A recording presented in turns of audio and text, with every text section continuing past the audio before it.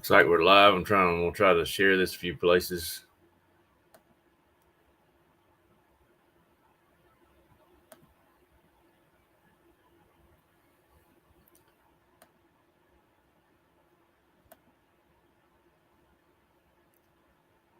Let's see if I can put a thumbnail in here.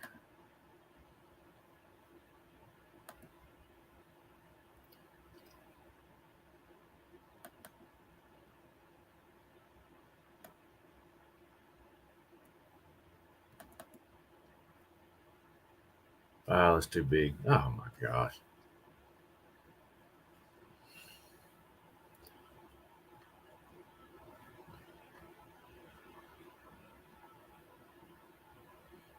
Can't have nothing. Let's see if I can.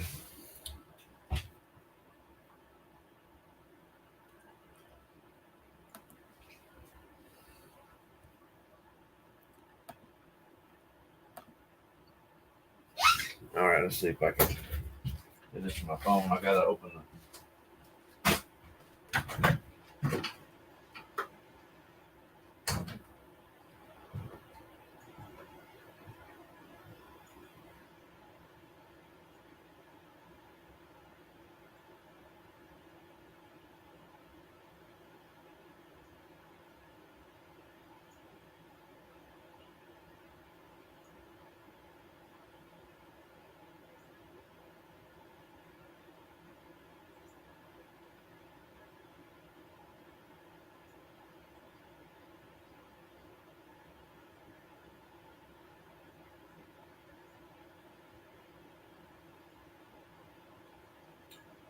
Not sure if anybody's on there yet, so y'all just bear with me.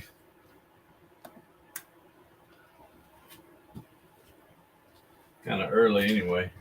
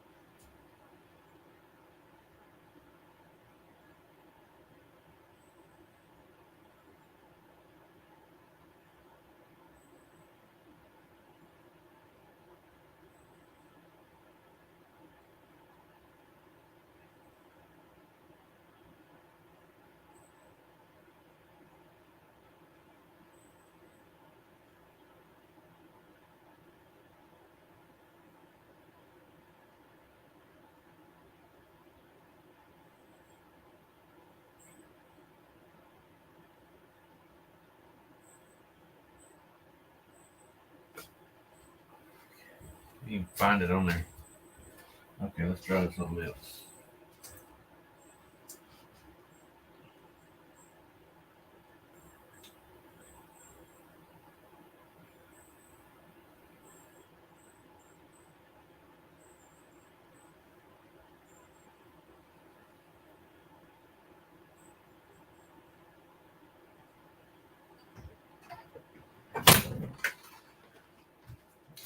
Okay, I'm back. I'm trying to put a thumbnail in here that's worth looking at and share it. So bear with me.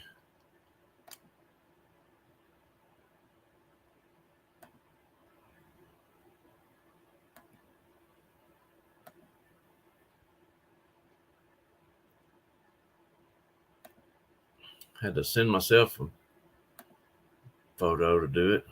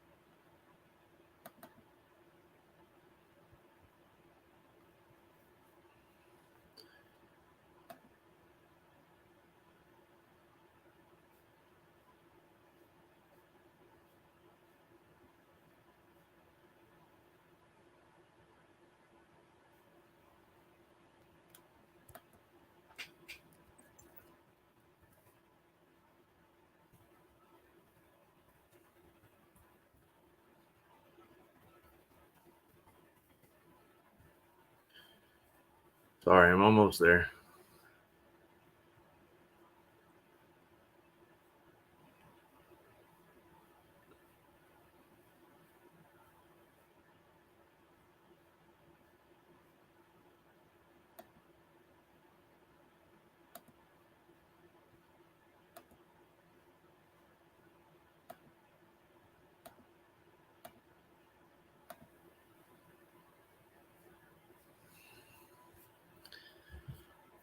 Oh, good grief.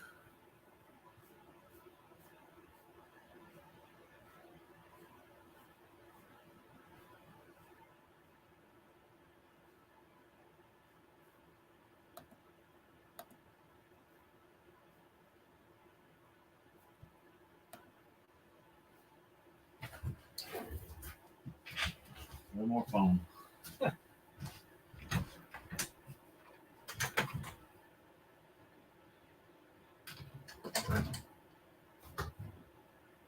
It's getting daylight out there.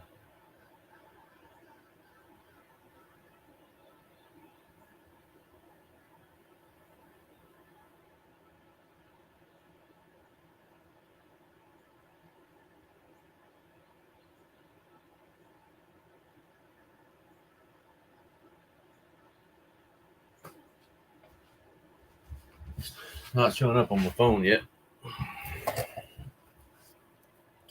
Sorry, let me come back here.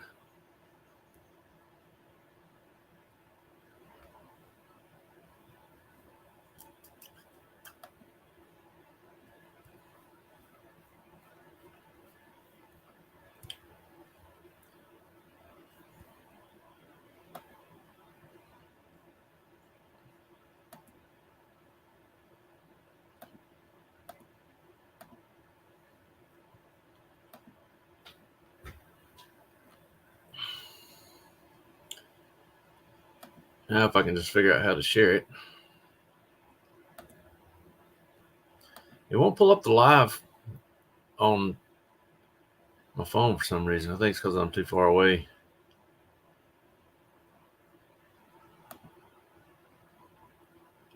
Okay. Now I go back to here.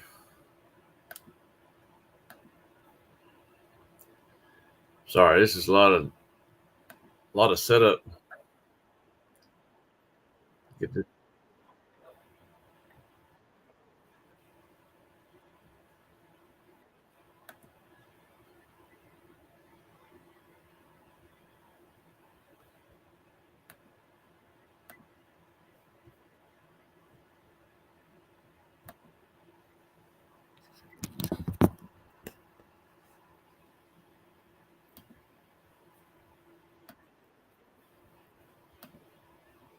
Okay, now I'm back.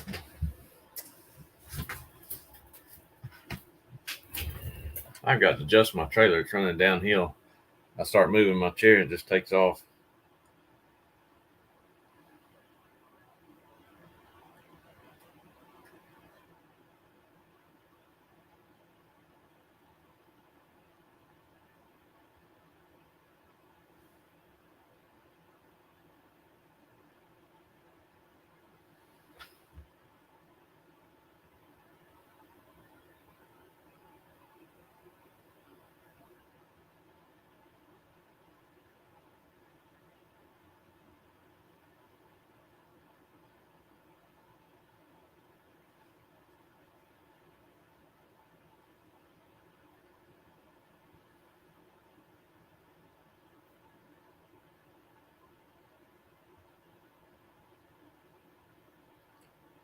Y'all say hello when you come here. Let me know this is working. Make sure you can hear it. We'll get started. I see somebody on there. The phone is hardly working at all.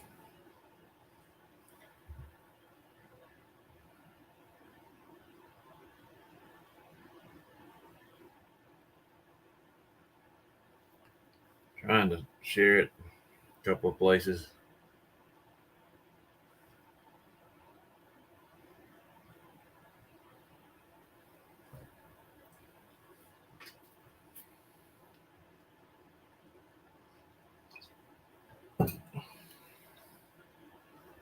Oh well.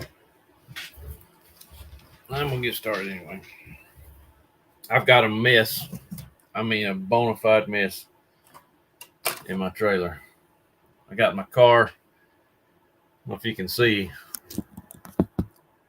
Got my car scattered in about 1,000 pieces, so I'll wait for some people to come on here and stop talking to myself.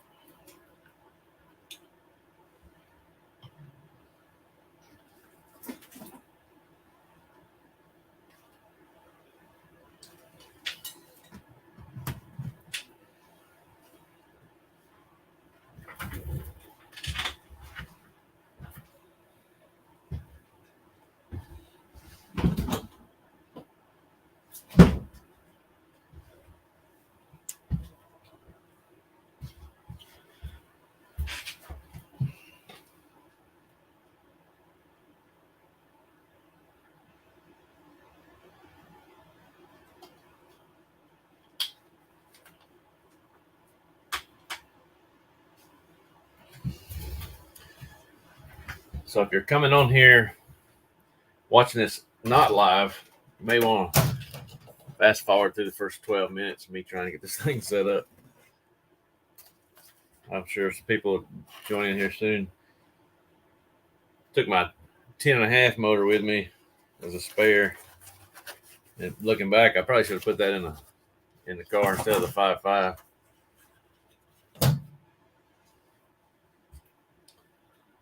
Right now, I'm trying to rebuild this servo that was in the fire.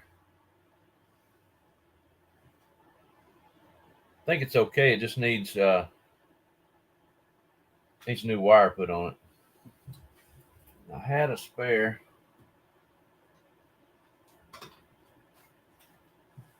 This one here.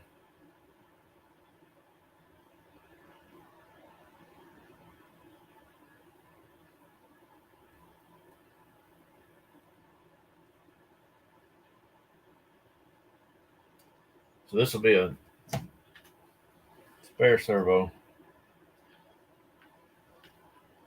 Y'all say hello when you come in. Just rebuilding some of my car. This is about how it looks right now. I set it on fire, hooking the battery up backwards. I mean, big fire.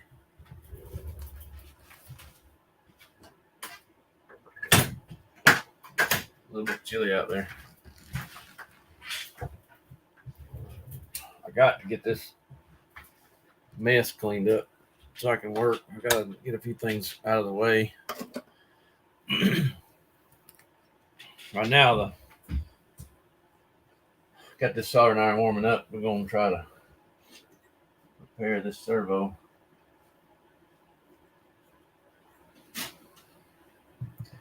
So my transponder wires got burnt just a little bit, but it still lights up. I think just a new end on it, it'll be good. It's a 3-wire. I'm going to shorten the lines on my. It's got some burn marks on it right there. Just add a little character to it, I guess. All that'll clean off, I think. I got to cut this wire. Put new ends on it anyway. So I might as well make this the short one to go in the buggy.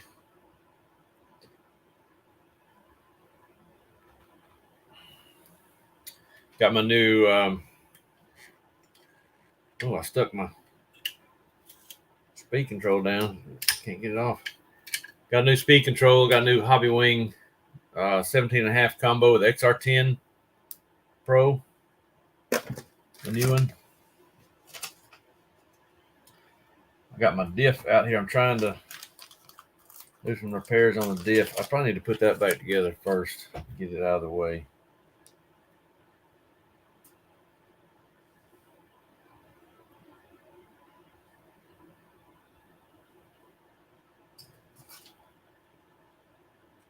The diff in this thing has no washer on the inside, so the O-ring breaks, and I don't know, some hard cornering. So I hit the gas one of the first times with that 5.5 in the car, and it popped the outdrive out because it broke the O-ring. So I think the answer is going to be a tiny bit smaller, a 0.5 millimeter smaller O-ring is what I ordered, and a washer on the inside. So I have those will be coming today at some point, and I'm going to try it out. I'm excited about that, actually. See if that works. So for now, I'm putting it together and putting it in this little baggie.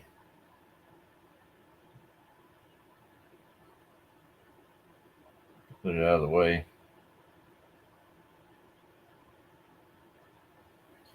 I've got some O-rings a little thicker that might work, but that still doesn't solve the problem of the no washer. So I've got some 0.18 thick washers to go in there. The car really was better with the gear diff. I liked it better anyway. So I'm trying to get that back together. Got to get some more parts because I'm trying to get it set up to run 17.5 so we can run it on track, 17.5 class, and I'm just going to try to see what it'll do at Columbus in mod class with a. Already lost a screw. This is an odd screw too. God almighty.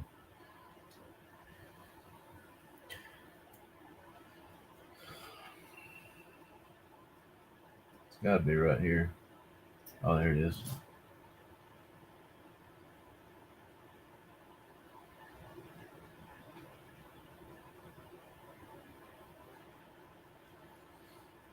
Make sure y'all say hello when you come in. Ask any questions. I'm all wide open on D2 Evo now. So much fun. I hadn't had two-wheel drive in a long time. This thing is really good car. It's the new hot ticket right now in two-wheel drive. Whatever.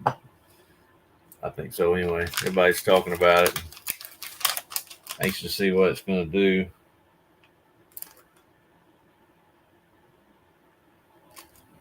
Right now, I'm just trying to get stuff out of my way so I can work.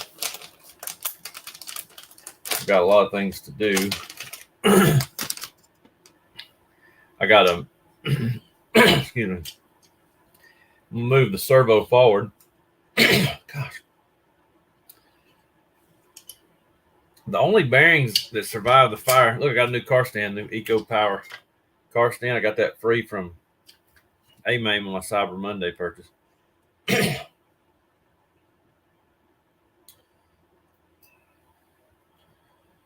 I'm going to cut this off. This is the bad servo. I'm using it for parts. The question is going to be, even the screws that hold the servo together are corroded from the fire extinguisher. So I'll get those screws out of that one when I put it back together.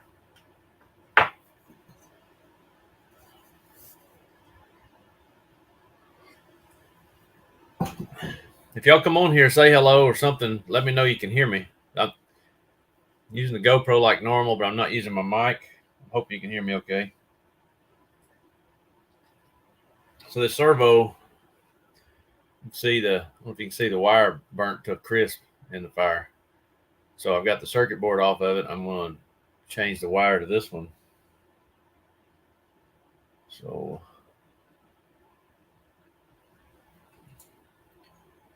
got some kind of goo on there. Oh, that's to keep the wires from touching.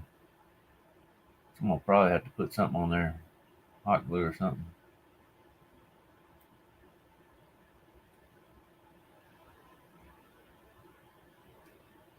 So white goes there.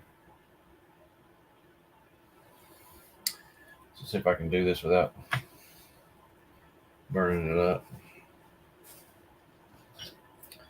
Another thing I got to get is my waterfall or whatever you call this doohickey. You can't tell probably, it got melted pretty good. There's actually a hole in it. I don't know if that's normal. I don't remember, but it's got still got fire extinguisher goop down there. I gotta get that. The side guards got a little melted. The side guards melted some. They survived, but they melted a little bit. All the Velcro like melted, turned into little balls on the end. It wouldn't hardly stick. So I'm gonna change that.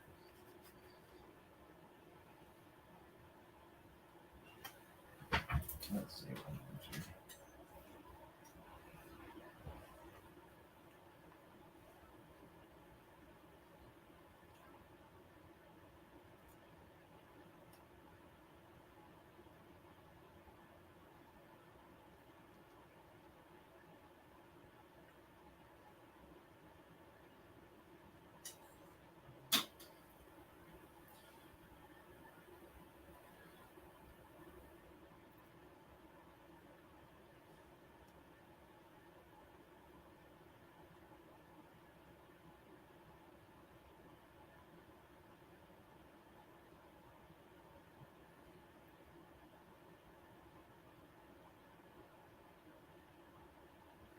I've got a tiny soldering iron tip somewhere. I have no idea what I've done with it. What I need right now.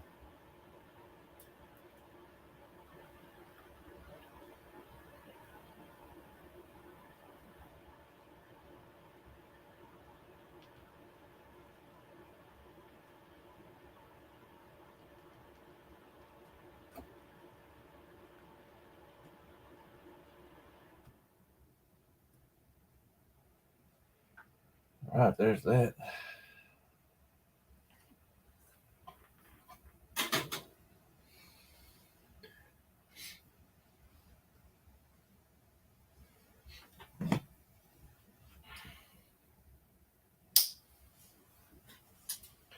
Yeah, this will just be a backup servo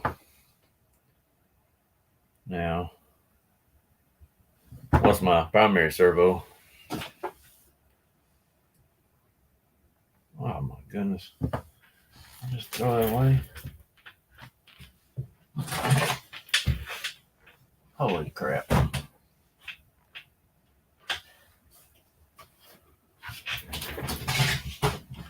I just pulled that little rubber boot off.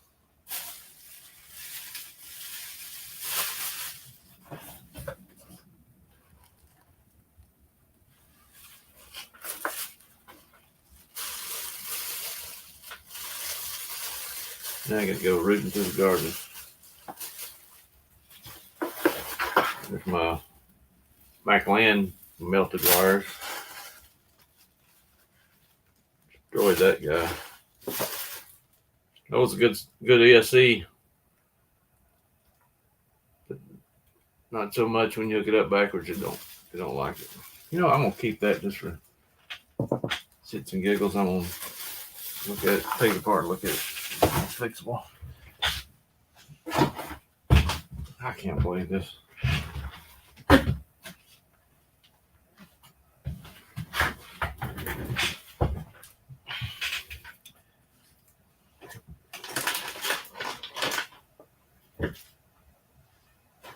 I just took that boot off. God almighty. Got nothing.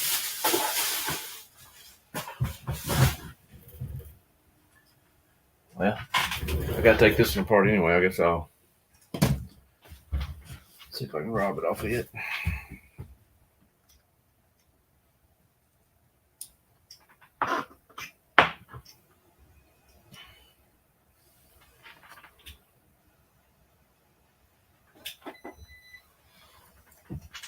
Get a little warm in here.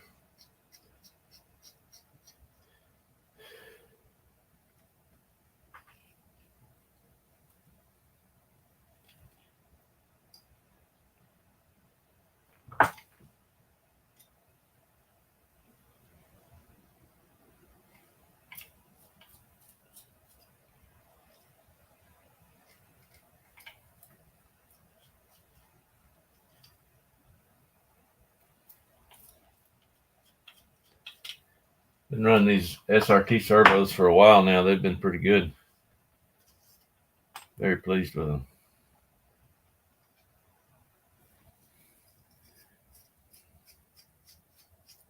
One thing about servos is they're not cheap, and then you need to keep spares, really. Luckily, I had thrown the old one out of my four-wheel drive buggy into the box. So I had that, the receiver, and the transponder to replace after the fire. The receiver is still good. Looks like I powered it up and worked the servo. The housing, little housing got all melted up. I don't know if you can tell, but it's melted pretty good. So you can buy those separate, but receiver, the Sanwa receiver, it turned out pretty good. It worked. I hooked it up and ran the servo. I didn't try anything else, but fingers crossed, it appears to be working. I'll try it once I got this put together.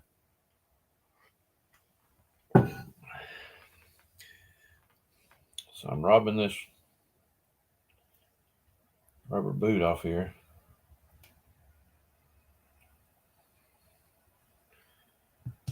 Put this whole thing on there. This was in the fire.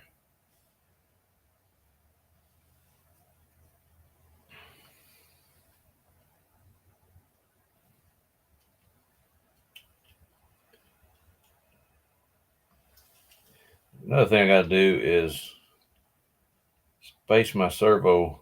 I have the servo too far back. It's got a funny angle on the steering. So I'm going to space it forward. It appears to be several millimeters it needs to be moved.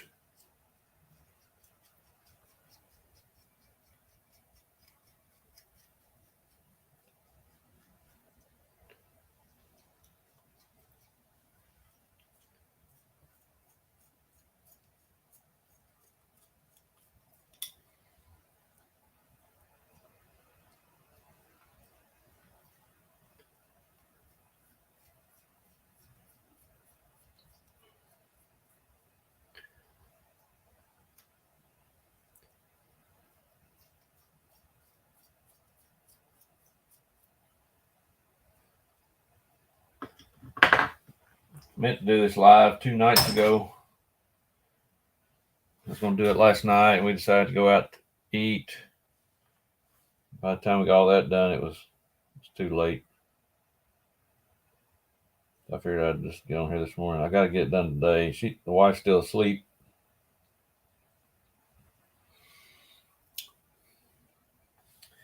Y'all say hello when you come in. Let me know this is working. Hasn't anybody respond yet?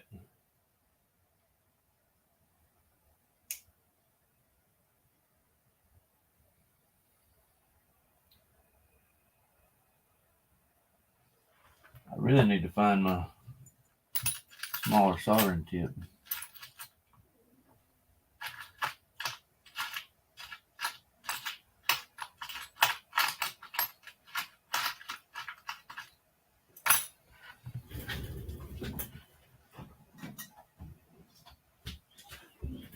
Well, I could have done with it. I haven't used it in a long time.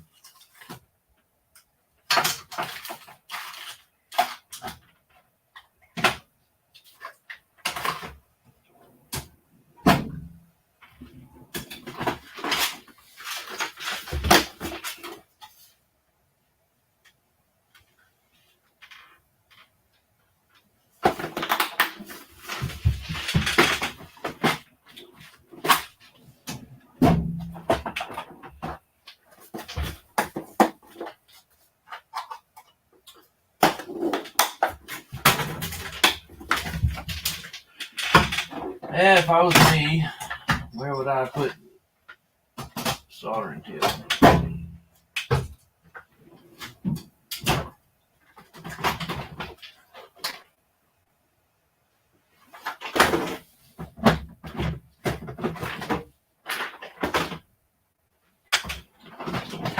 It's probably in my toolbox at work.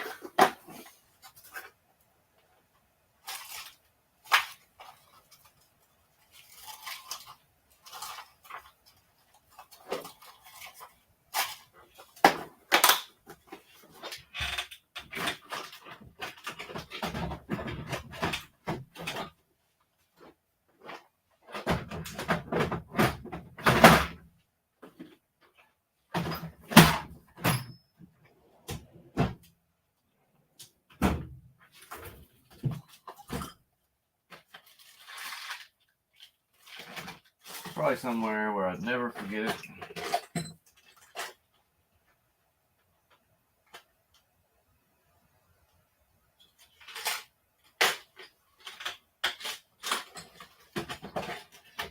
But guess what? I forgot it. Now, goodies powder strode everywhere.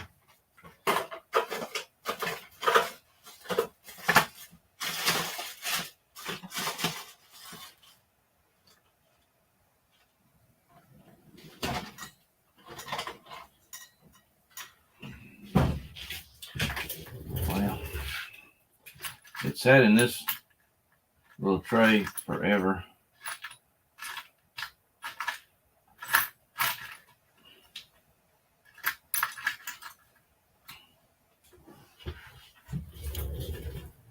What's up, Sean? Big deal.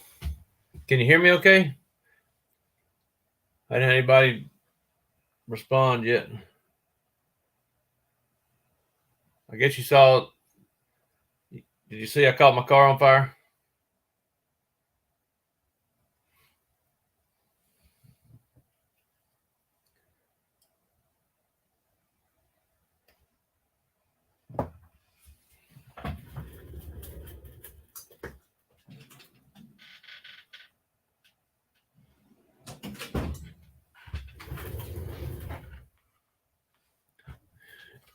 Yeah, let's see. Yeah,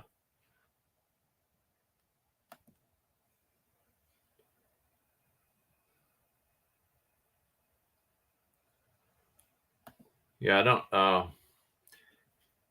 Yeah, I hooked the battery up backwards and burned it to a crisp. Looks better now, but the ESC didn't survive apparently. I hadn't taken it apart and looked at it, but I tried hooking it up and it powers up, the lights flicker, and the motor starts making a funny noise. So I went ahead and bought me a new Hobbywing combo and trying to get all that sorted out.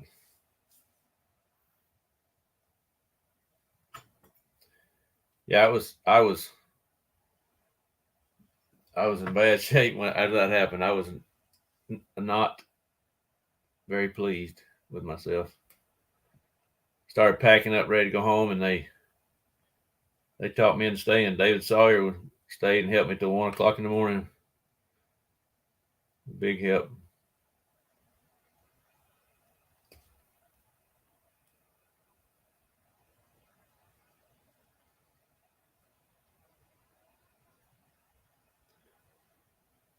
This is where I wish I had my other soldering iron. I got a smaller one at work.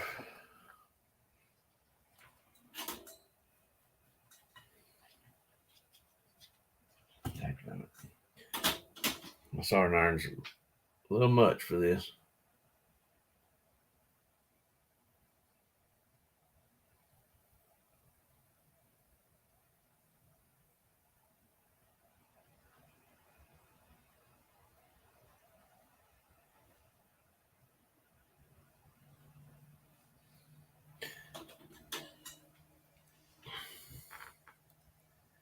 Better start putting the red mark on all your batteries to know it's positive. Well, that's the thing.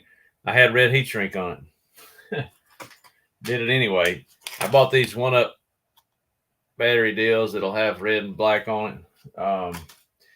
What happened, best I can explain it is, I had this little clip that holds the two wires together, and I had them routed where they only go one way. You couldn't just put it in backwards. So you just plug it in real fast and it's good. Early in the day, somehow those wires through running the car flipped over, and I asked David, I said, why is it flipped over? And just put it back and kept running it, and it wasn't a problem. Apparently it flipped over again. I just did it real quick, was in a hurry trying to make that last run of the night, testing one last thing, and boom.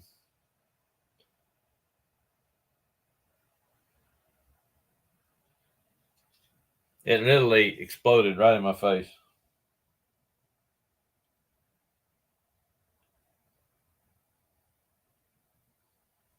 I had these Trinity. I don't have any more. They were disintegrated, but the Trinity connectors I had that go down, you screw them in so they don't come out. I put it in, screwed it in. I heard it sizzling, and I immediately tried to unscrew it. And as soon as I went to pull the the positive off, it just like exploded, just like boom, and all the hair on my arms and my beard singed. It's pretty scary.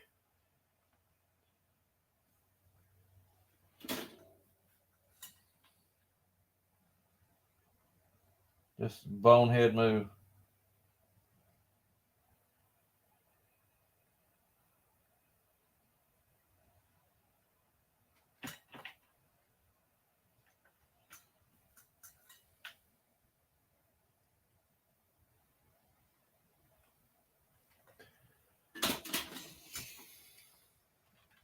Yeah, it could have been a lot worse. I immediately picked the car up. I mean, it was a big fireball like this, I threw it on the ground, started stomping on it like that was going to put it out. I didn't know what to do. And luckily, one of the guys, the locals, grabbed it, ran outside with it, had to put it out with a fire extinguisher. And they were trying to make sure they got it before the sprinklers went off because they had the sprinkler system in there. And well, that would have been bad. So the batteries, the plates in the battery were in the car still smoldering and popping and spitting. And I got some pliers. Somebody brought me some pliers and I ripped them out as they were smoldering. And then the car was fine. David immediately thought, well, the car don't look messed up. So he convinced me to not give up. I really appreciated that.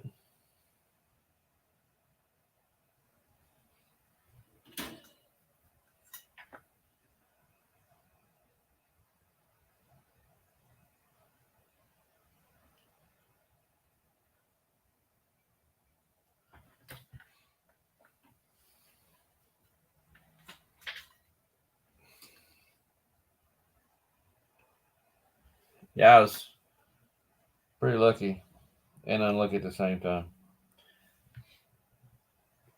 So I'm on. I'll be paying a lot more attention to that. I always have. It's just, I guess, I was just rushing.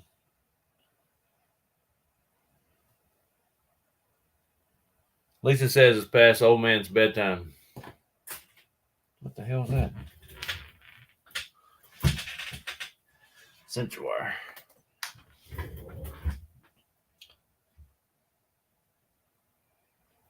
But I do kind of like that new ESC. I always like getting new ESCs. It's pretty fun because I use them for such a long time. I don't get them very often.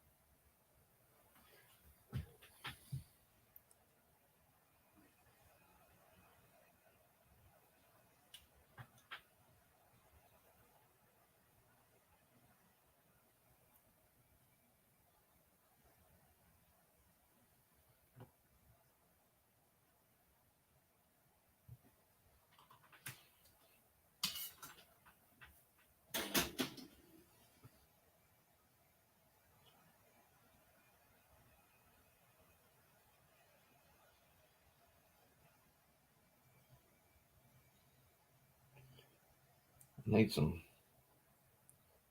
hot glue or something.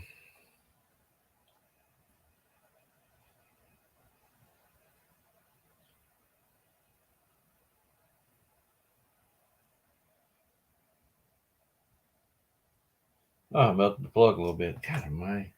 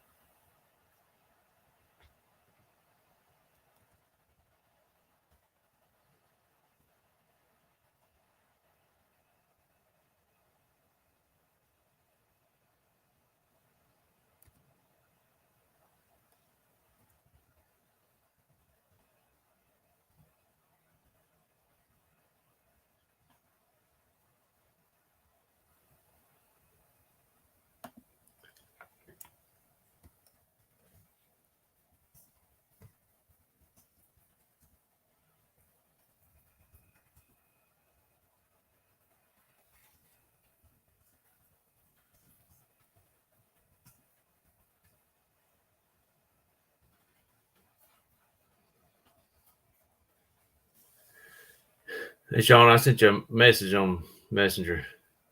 Uh, Paul's been lucky he hadn't let the magic smoke out. Yeah, it was magic, that for sure. Yeah, Hot Bodies wasn't false advertisement. Yeah, new meaning to HB heat wave. Made a fire extinguisher Christmas gift. As a matter of fact, we'd have been in the trailer. We're fine. I'm fine. I'm prepared. Well, you can't see it. I'm in the way. I've got one mounted to the wall right over there. So if I'd have been in the trailer, I was fine. Um, I just still frustrated about that.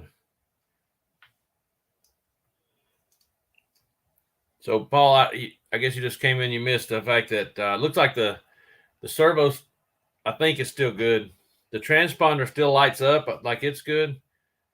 The receiver works, but the the little case for it is all. I don't know if you can tell. Probably not off light, but it's melted the hell and back.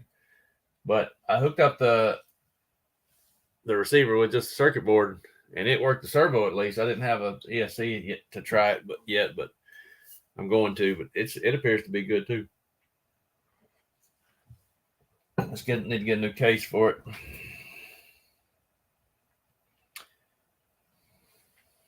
So I need some hot glue, and I don't have any. So get some strip caulk.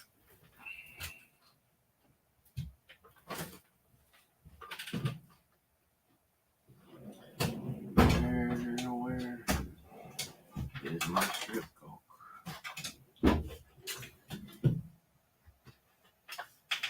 Oh, you can't have nothing.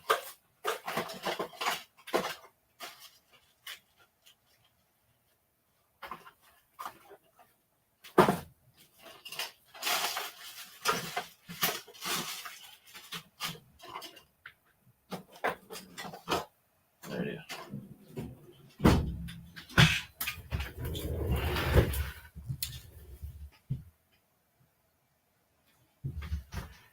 Yeah, one hell of a mess to clean up the trailer. Yeah, the smell probably would have never went away. The track probably still smells from that.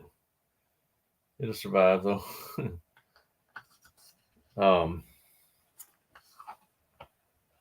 In the oval world, we take the cases off the transmitter ESC to reduce weight.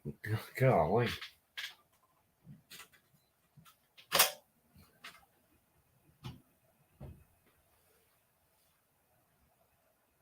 That's crazy. I've been in the oval world in the past, but we didn't do that.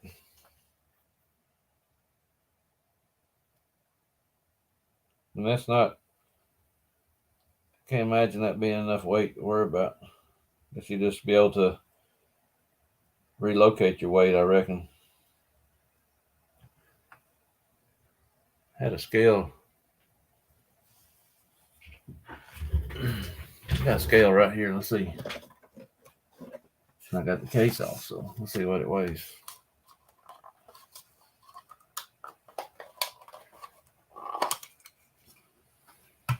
Yeah, we ran before lipos and brushless motors. We ran brush motors and 6-cell. Then eventually we changed it to 4-cell. 3.8 grams receiver case.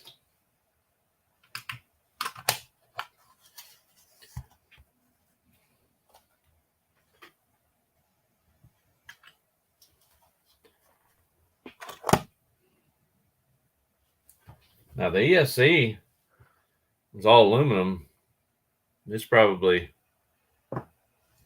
somewhat decent amount of weight.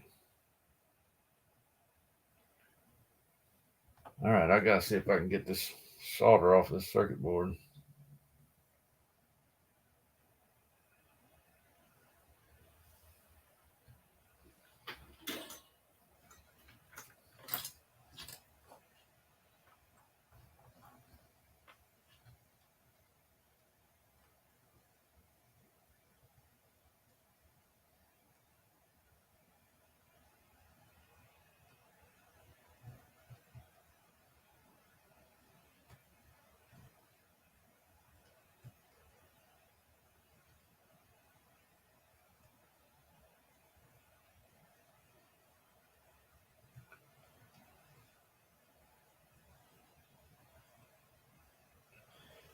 better off to blow it out of there.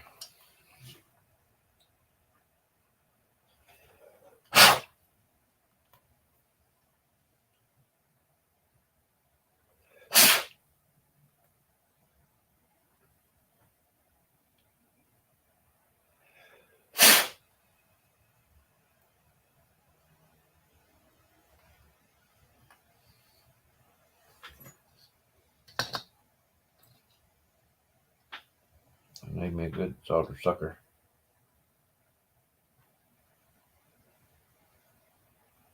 Dang it. I think I'm gonna have to order me a solder sucker.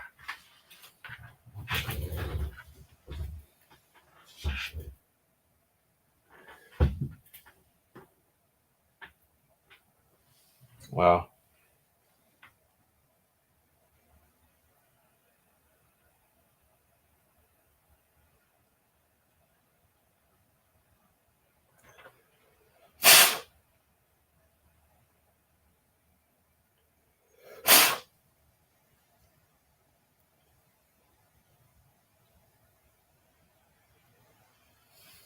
Just ain't got the right solder now.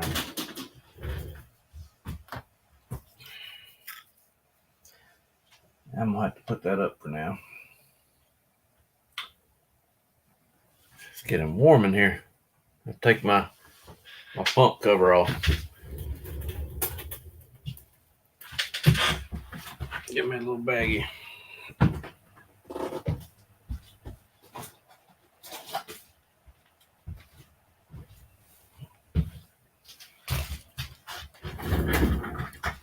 So my servo repair will be put on hold for right now.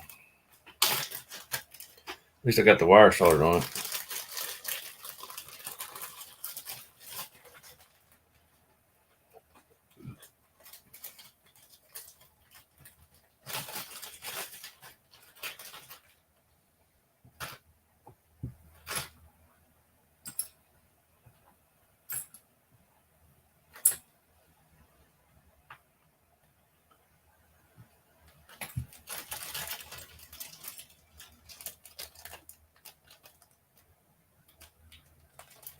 Oh, that's not. Shoot.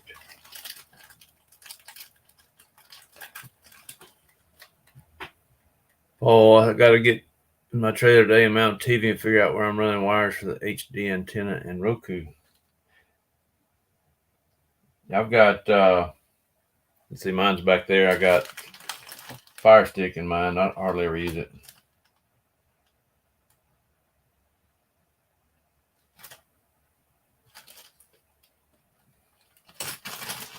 See, the problem is I don't really have Wi-Fi. We can do it off our phone, but it's really too much trouble.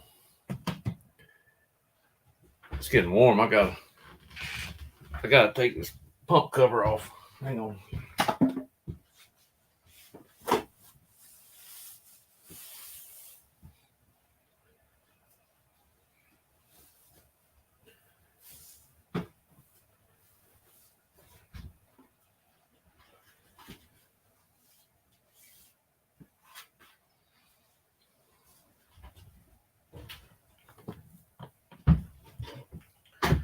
All right, now it's got to be a little better. We're probably going to crack the door because it's getting so hot in here. Definitely not hot outside. It's cool, but it's not cold or hot, sure. Standalone hotspot, yeah. That's too much money. We know who makes the big bucks now.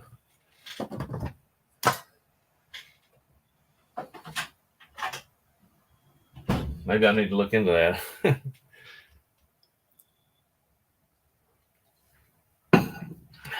So yeah, I'm trying to get my main focus is, I told you I got the 17.5, so I got my XR10 Pro. I've got to, I got my new fancy Eco Power stand I've been waiting on. That's pretty neat. I've been using I got stuff thrown everywhere. I've been using this homemade deal ever since I've been racing. I just took me a sheet of aluminum and bent it. So I've never really had a good car stand. So I saw this one. We gave one away at our end of an era race. I saw this one, figured I'd give it a shot. It's pretty cool. It's got a rotating latching front top. Probably won't use that. I don't think I'll use that much. You can put shocks in it. Honestly, probably won't use that much. I'll probably just spin it around because it just spins around. 8 scale, it might work okay. So I've got to start by moving my servo forward. It's got it a funny angle. I'll try to get this. I got to go through screws. I've got every screw off the car. Half of them are corroded and need replacing. Put this in here before I lose it.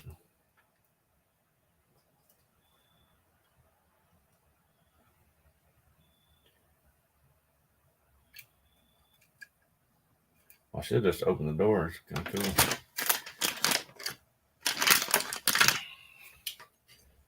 So I don't even know where to begin. I gotta get my steering. Probably need to put the whole front end on. Get this servo right. So this, and to get resort to the manual.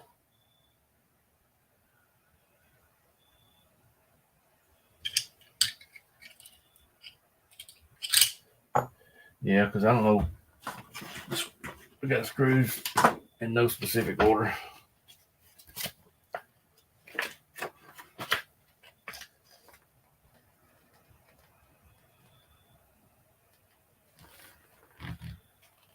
$10 a month with an unlimited plan. I got a bunch of J Concept Lexan ones, and they stack.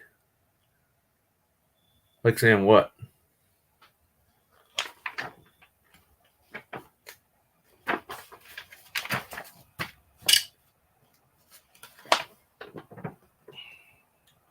I've got to get some more wings too.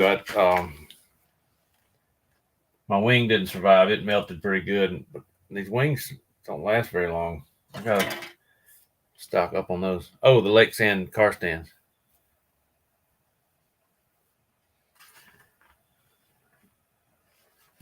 I've thought about ordering some of those in the past, and they came out with an aluminum one I liked a lot. Okay, here we go. I got to find 3 by 10 millimeter screws for this front end. Probably should have put them back in the thing. I had to clean this out. This bulkhead, the aluminum was full of fire extinguisher crap. I had to clean it real good and make it so it doesn't corrode any worse. But yeah, I'm trying to get it ready to come down there. We'll try to get to run 17.5.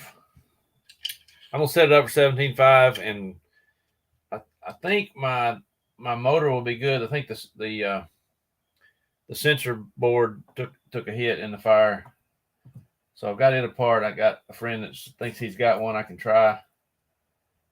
Probably need to put all that in a bag too. So I think my 7.5, I'll keep it as a backup. I think it survived. We hooked it up originally, and it was spitting and sputtering, making all kind of crazy noise. Okay, where did I put the screws? That's not 10 millimeter, I don't think. It is 10 millimeter. Okay, that looks pretty rough.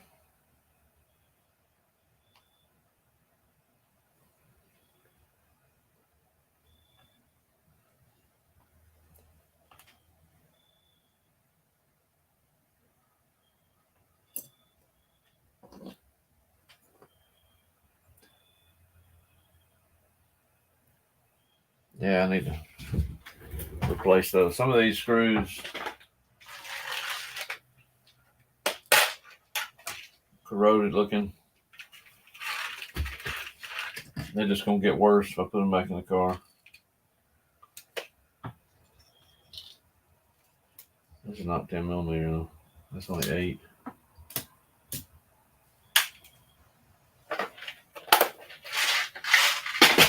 I still hadn't organized my screws. Now I'm cussing myself for that. Let's see what I got here.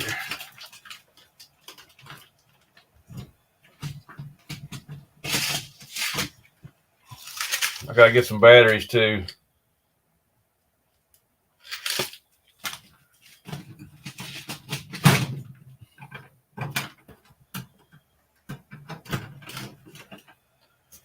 So I'm gonna don't have any of those.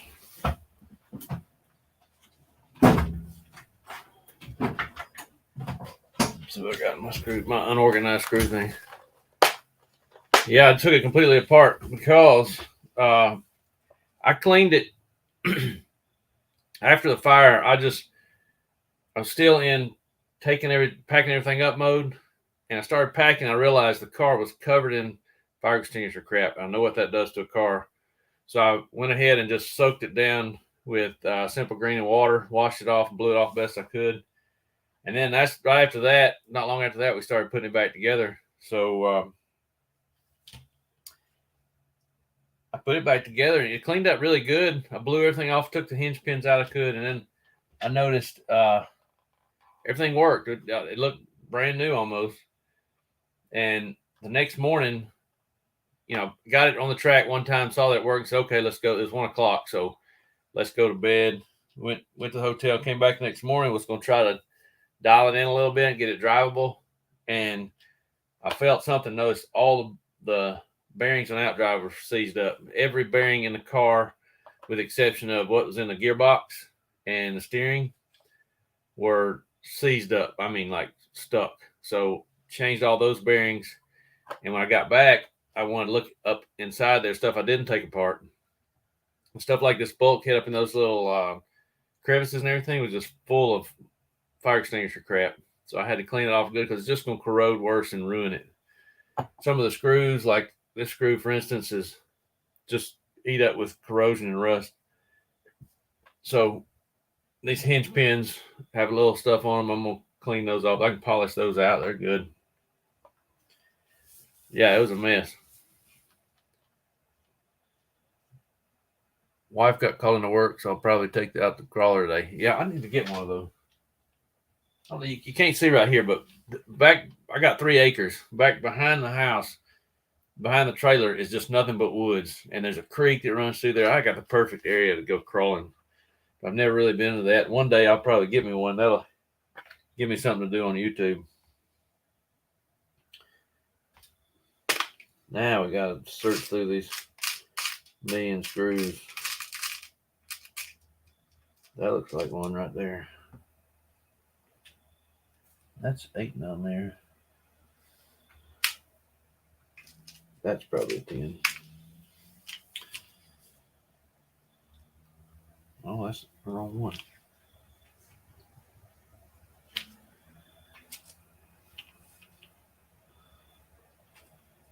They look longer when you get up this close to it. Oh man, that's probably a 10. That's not 3 millimeter.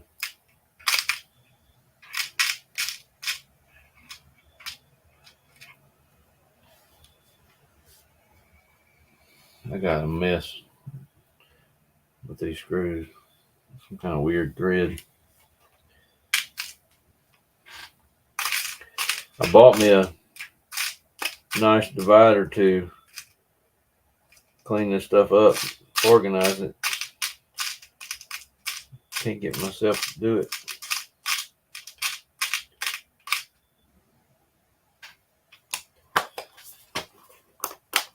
Well, these aren't that bad. I'm gonna have to put them in for now. Get some more screws. Need to buy some titanium. Pull electronics and send through the dishwasher. Well, the what the hell?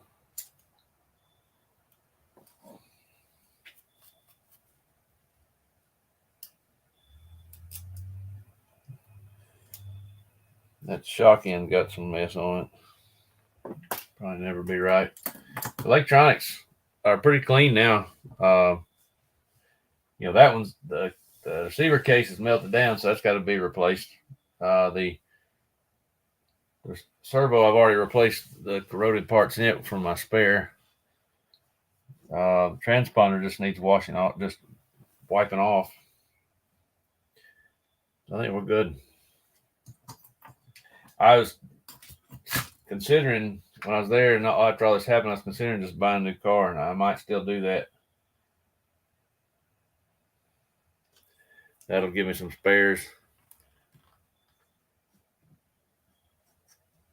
Whole car and ultrasonic cleaner. The car, everything is good. I've wiped it down. The chassis is good. All the arms and everything is good. There was there's a few things still I hadn't done yet, like this this aluminum piece seems to be okay. Bulkhead or whatever.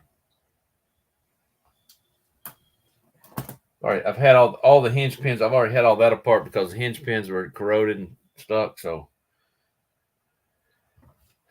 we'll see if I can get this servo mounted right. I did learn that all these aluminum pieces definitely need Loctite. Came back and checked them. There's a couple of them I missed. I was putting it on most of them. I must have missed a couple because a couple of screws are coming. Actually, these screws right here were coming loose. I must not put Loctite on.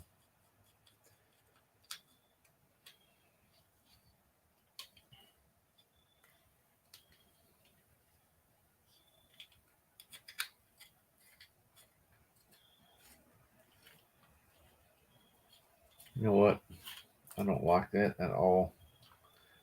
That screws look like hell. It's going to spread corrosion.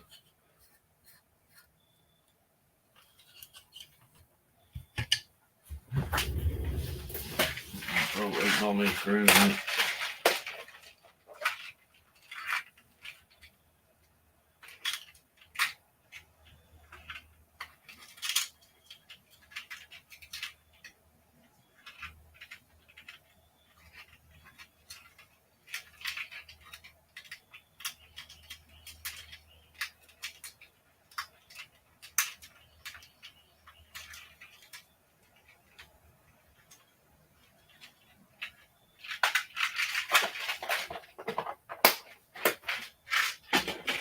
We'll come back, change those later, I guess. I don't like all that corrosion on there.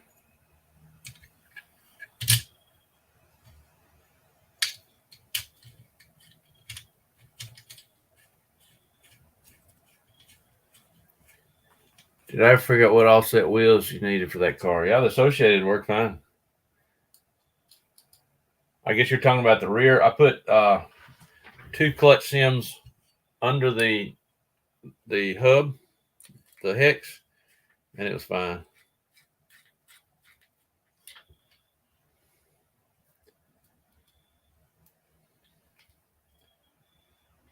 The fronts are Associated as well.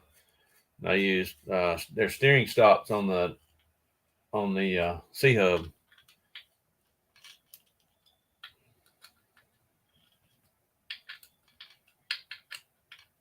If you turn it, if you don't have the steering locks on it, the steering stops on there, it turns so far that it locks up, and then the tires hit the turnbuckles. So just put 2mm steering stops on it. I don't know if you can. Steering stops are right there, the orange deal. I don't remember how this goes. So that was flathead 22mm. These guys, they did all right. They're covered up with stuff, so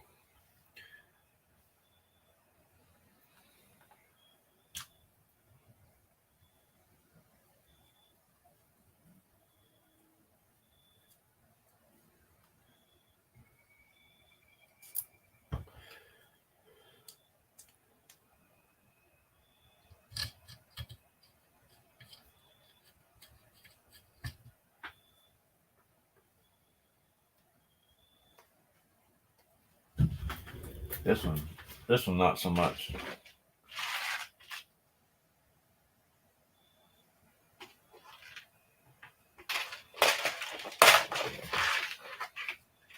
And look at there, I found 10 millimeter.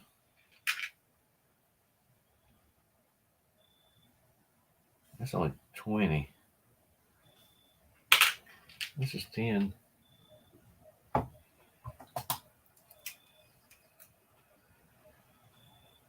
That's 12.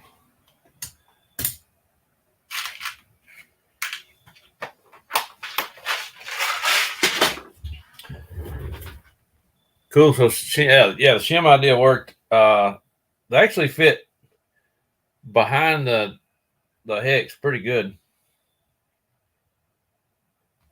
Now I see some guys using Ryan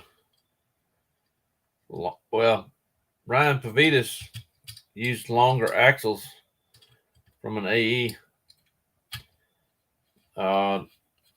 Only because when he was running that carpet race, he had the arms extended as long as they go, and I think when you do that,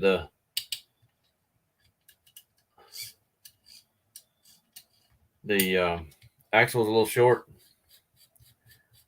I don't know if they had any problems. I think they did as a precautionary measure. So I'm not sure that's necessary. Mine was fine. I guess, you can set the droop screws, keep from going too far. Okay, so see the angle of the steering arm? I don't know if you can see that. That's that angle. I'm going to fix that and move weight forward by shimming that what am I doing with my stuff?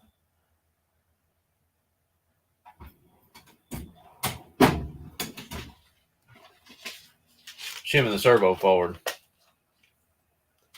What I did with all my parts. Yeah, you can't have nothing. Got all the little spare doodads that came with the car I've put somewhere. I had them in this other box for traveling, and it's just not organized at all. So new to me. This is it right here. It came with some shims for the servo, but it doesn't say anything about doing it. I didn't realize till later that steering angle may be a problem. So I'm going to go ahead and shim it while I'm thinking about it. That way I can get my servos mounted all the way forward. Not very thick shim.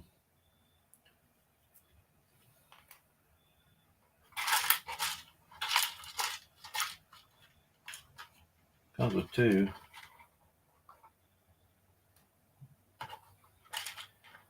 I had some carbon ones I made.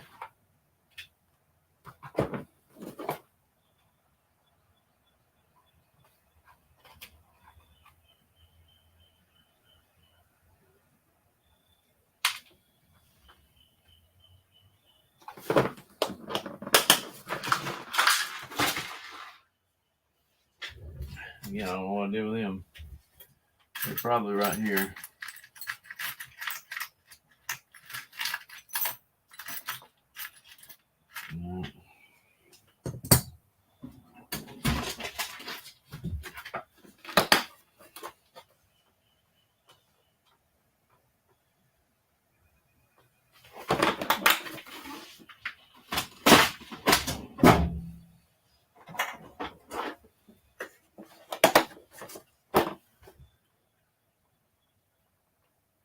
Wish more Tenscale had droop screws and make adjustments much easier. Yeah, I like it. I can't wait to get to do some testing with that. Pretty nice. Like the way they got it set up, there's a lot of droop. It's I changed arms on the front, so I temporarily don't have droop screws on the front. But the rear has a lot of droop, and so much that the shocks kind of hang without the spring compressed. So I just ran them up to where it was compressed. Tried that temporarily.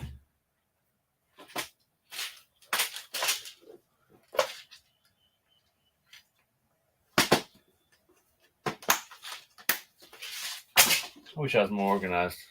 I'm gonna get there one day.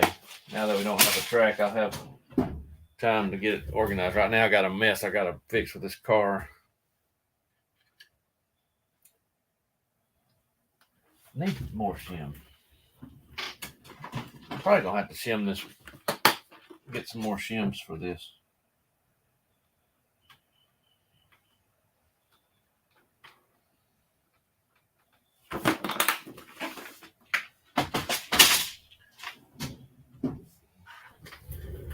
Let's see how far I can go.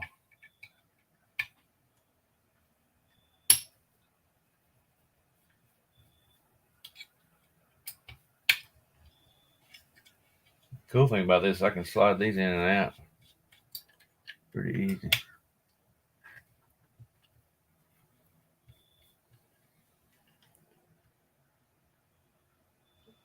I wheel on carpet.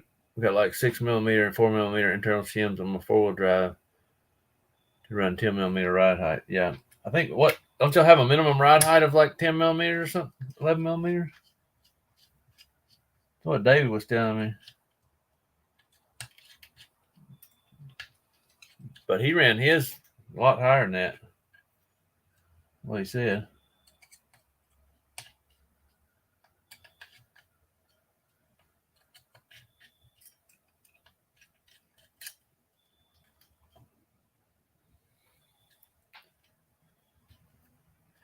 Looks like this shims will be just right. Need a little bit longer screw though.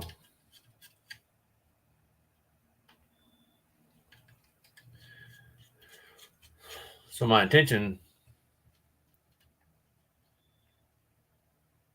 not really an off-road. You mean you don't check a minimum ride height? I guess you could. Yeah, 13. That is what he said. One of them he ran higher. I don't know if he said 4-wheel drive or 2-wheel drive. He said 2-wheel drive was higher.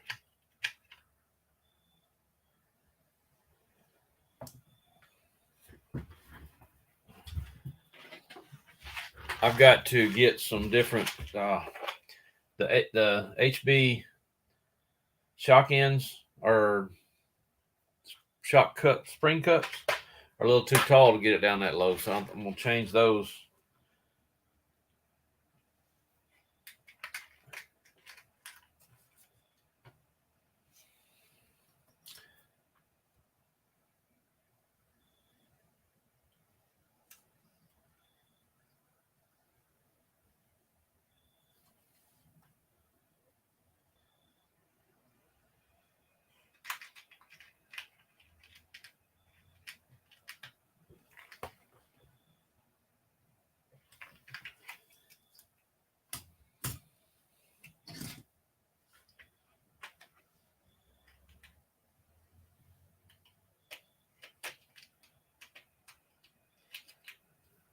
I guess my next thing I gotta get, I'm gonna make an HB order and get my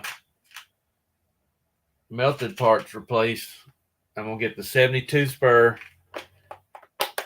You ran 2-wheel drive 12, 13, yeah. I think at Columbus I ran 17, 18. Still had room to go, but I think it's pretty tight getting it any much lower with those spring cups.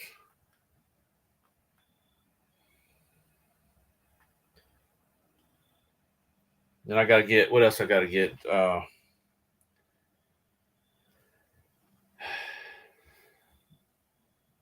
Some sway bars. So for now, people are using, we don't have specific sway bars for it yet. So they're making the 418 front sway bar work, and they're somebody using X-ray rear. I think Ryan Pavich using X-ray rear. You got to get the all the parts from a HB to do it. The ends and whatnot, and ball cups.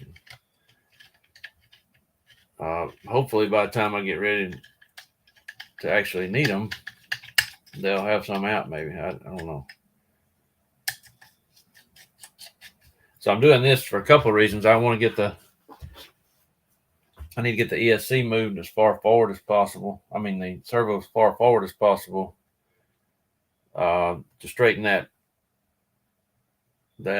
link out. And I forgot Loctite.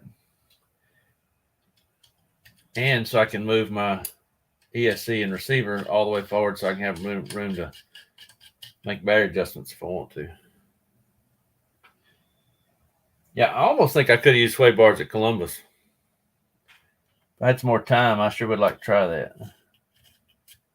I don't know why they didn't have them from the get-go. I mean, the car's kind of designed for this type of tracks. Should just come with them. Yeah, they got a lot of stuff coming. They can only get so much done. You know, the production over there is pretty tough with the way they handle COVID and whatnot.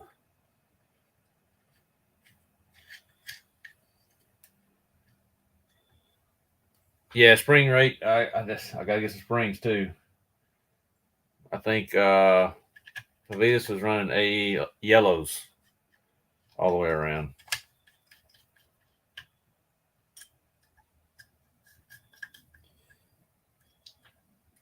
These shims are much better, I think. Now I took these screws. I got these button head screws where the servo's got room to move up and down. I like using a flat head screw so the servo gets centered. Glue more. You can't glue anymore on the front sidewalls. They're glued all the way to the tread and then some. I glued them all the way. These look like hell because the bathroom, it was raining like crazy when we were there. The bathroom started flooding, so they had to shut the water off. So we had no water. The only thing, Lisa grabbed the car and went and washed these tires for me while I was getting everything ready, or while I was corner marshaling. And all she could do was stick them in muddy water and dry them off. The car probably had too much grip. If I had to do it over again, I probably would not sauce the tires. It really needed aqua compounds, what it needed. Yeah, I should have a ton of extra parts. I'm not going to deny that.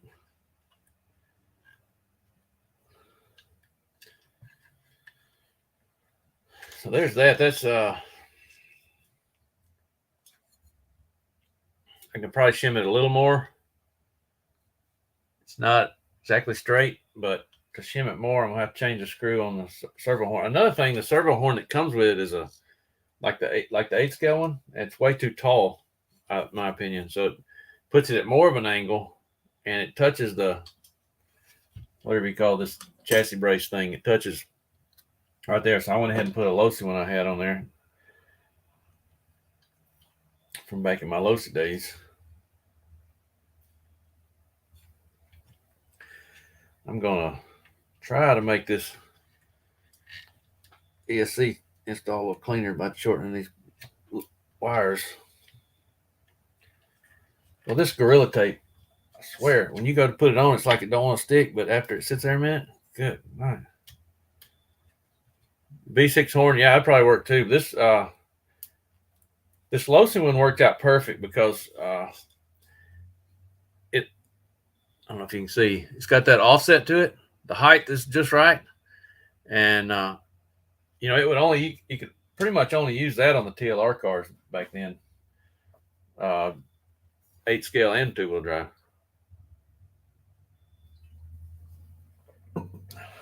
Speaking of 4-wheel drive, I hope that's coming out pretty soon too. I got one of them. I'll have one of them on the way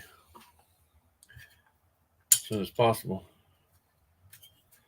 Got to buy another ESC. My plan was to use that McLaren ESC.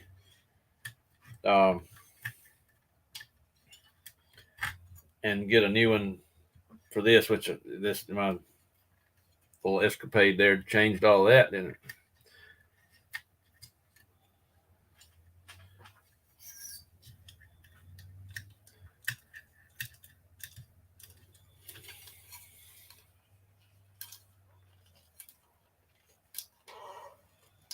quarter of the tread glued. Good grief. I missed that case. Have you ever tried using the J-Concept tire inserts? I talking to Chris Van Air. He said this. He tried them at Columbus is a little too much.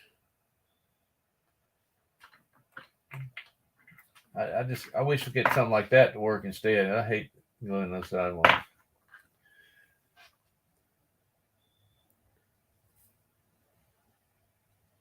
XR10 Pro G2 Elite. What's the Elite? That's the color, just the one with different anodizing on it, I think.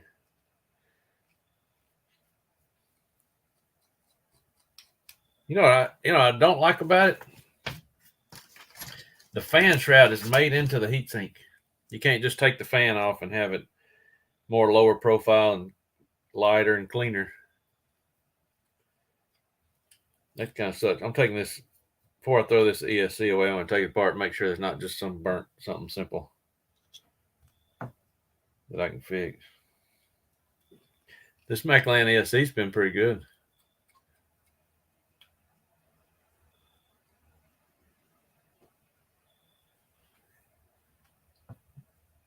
Raw speed. Okay, that's another thing. Chris Van Air said get the J-Concepts makes the RM2 inserts, the stiffer ones. I'm going to get some of those.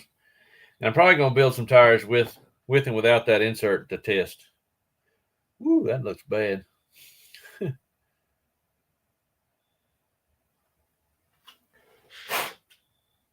It's full of fire extinguisher stuff and corrosion.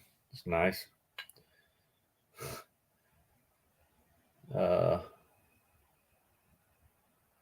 Looks like you got to unsolder this board to take it apart.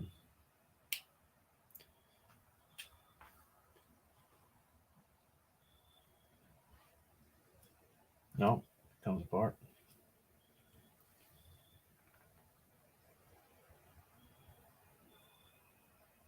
It's got like clay holding it together. That's pretty neat.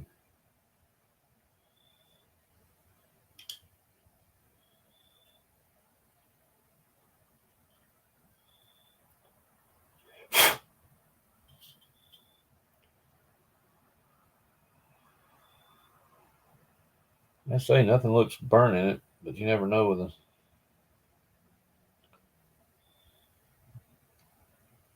And it came on. It's just the thing spit and sputtered.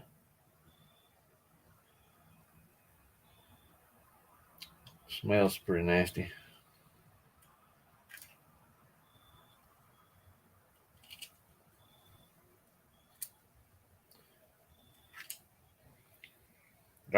I can't complain. I've had this ever since I had my Wheeler, and ran flawless until I hooked up backwards. Soft long wear. That's funny. I used to tease John on the podcast. He was running super soft long wear. This ain't long wear, and it never had any grip. And I told him one time on the podcast, I said, I want you to take long wear off of your vocabulary because it's apparently not working for you, especially at the warehouse. He was always struggling for grip. I think he finally found the right compound. I don't remember what they were called back then. I was not familiar with their tires very much. I think that some of the guys on the Raw Speed Slicks were doing really good. The chassis came out pretty good. There's some little spots on it, I guess, from the heat. Still looks good and flat. So I want to take my time and lay this thing out good.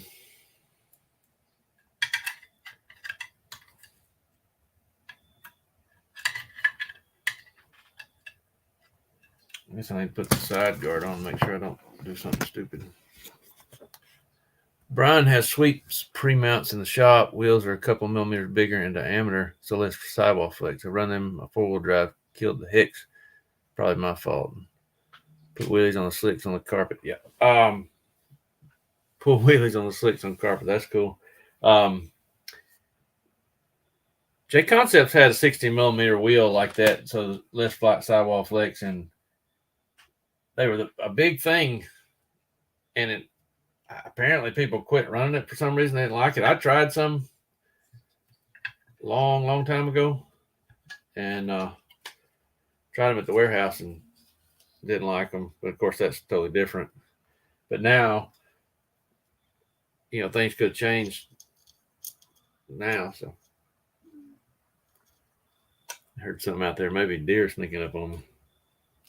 There's a bunch of deer back here.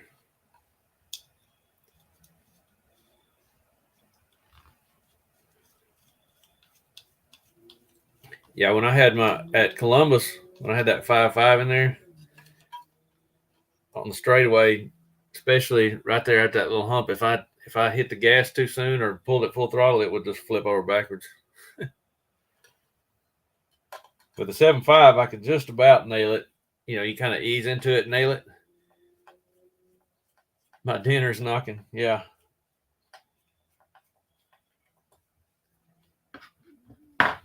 They're usually this time of day they're out there, but me talking and stuff with the door open, they probably won't get very close. The carbon fiber, it's funny, the carbon fiber pieces that hold the battery in didn't phase them at all. They don't mind the heat. They look they're not perfect, a little smoldered looking, but they're structurally still intact.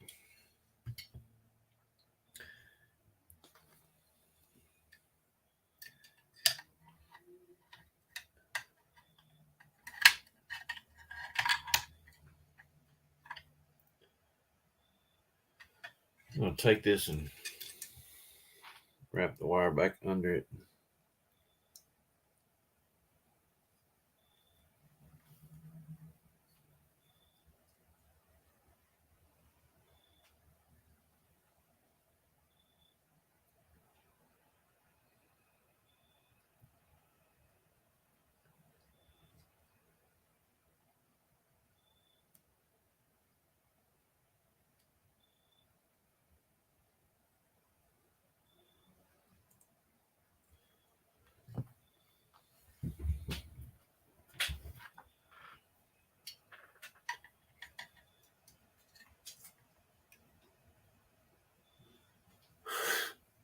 That's just a leaf, I think.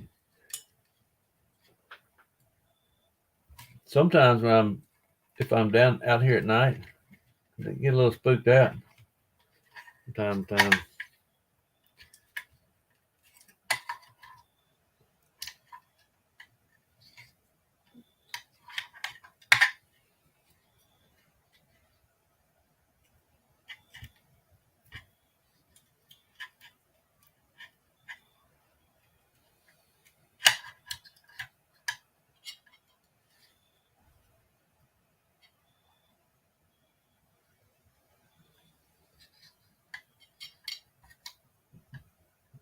I wish I could come up with a way to hide this sensor wire. Wish they made a little trough. I can probably. Well, it's not long enough though. It would go under the battery through there. It's not going to reach the top of the motor.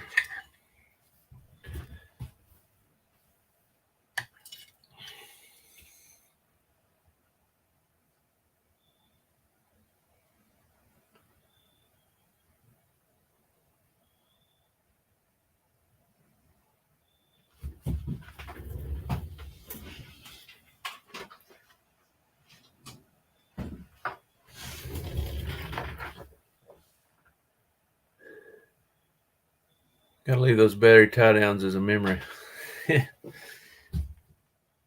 Yeah, I don't necessarily want to remember that. I'll try to forget it.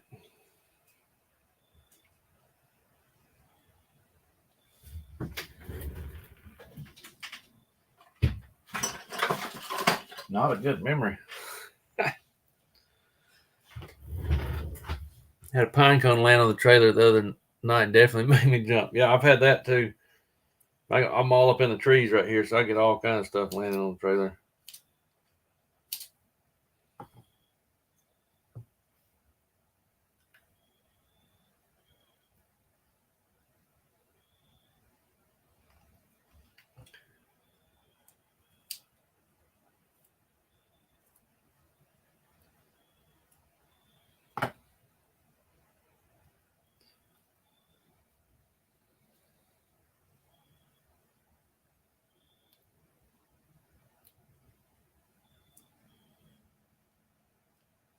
Old pit chick will be waking up soon. Homeboy RC, greeting from UK. Must be like a mortgage buying that car. Well, fortunately, I got it under my sponsorship for the channel. That's one reason I'm doing so much coverage for it. So, yeah, it's not cheap. Um, and I got my theories on why it's so expensive. I think it's kind of justified. Clean your rooftop before going to the mini. Have you cleaned your rooftop before going to the mini split? I don't have a mini split. I've got a regular roof mount. So my opinion is what the reasoning is. All right, they're not a huge company, so cost to make plastic molds are tens of thousands of dollars for a car. So they got to sell a lot of cars to pay for that. So machining the aluminum parts is cheaper in the long run. So there's multiple reasons for doing it that way that save them from buying all those molds. People get the upgraded parts and they can justify the cost that way. They're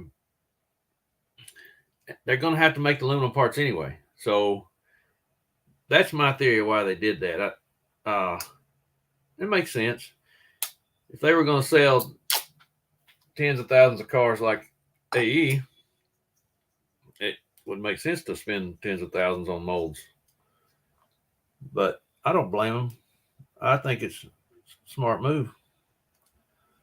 Cost, the problem, I think part of the problem is it appears to me, looking from the outside in, that the cost of machining aluminum in Switzerland is high because all their aluminum parts are expensive. And it is what it is. There's anything you can do about that. So the car is really good. It's got some innovative things, I think. The gearbox setup is really neat and unique.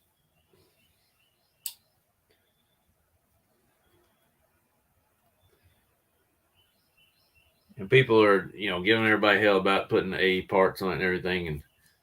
And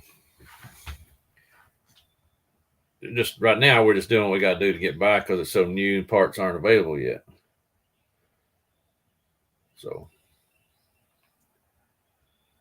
put a drop of glue there.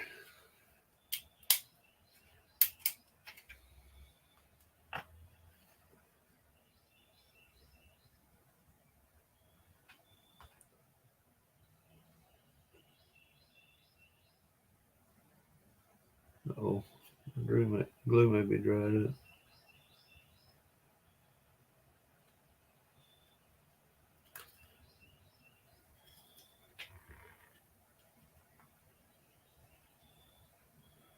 This glue has seen better days.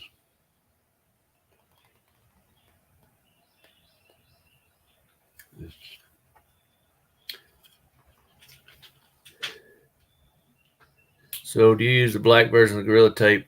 Is it clear? Do you like the black better than the clear? I've never tried the clear. I use the black Gorilla Tape. I just tried it one day because I was in the Lowe's and everything else I bought Gorilla's been good. The Gorilla Super Glue is really good tire glue, by the way. And I just tried it and stuck with it. It's been really good.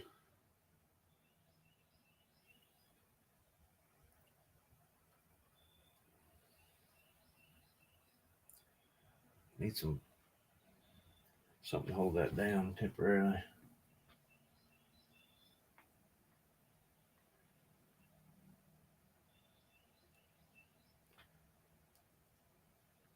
So I put double up the double sided tape on the ESC. I haven't been doing that on 10 scale, but this one I'm doing it because I'm running the wire under the ESC.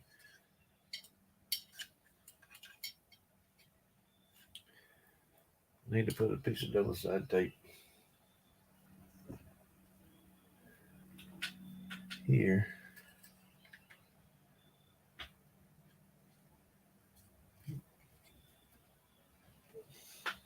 Goodness. Like I say, this stuff is weird. It's like when you're first putting it on, it feels like it's not sticking like it should. As it sits there, it gets on there good.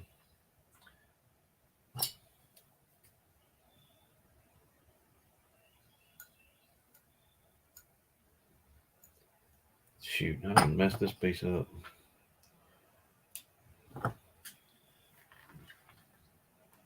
I'm just routing this wire up against the servo, so I'm just putting this on here to hold it while I'm doing it. See, like right now, I'm trying to get the tape off. It don't want to stick, but you come back to it to take it off, you won't be able to get it off. The tape sticks to it too good, I think.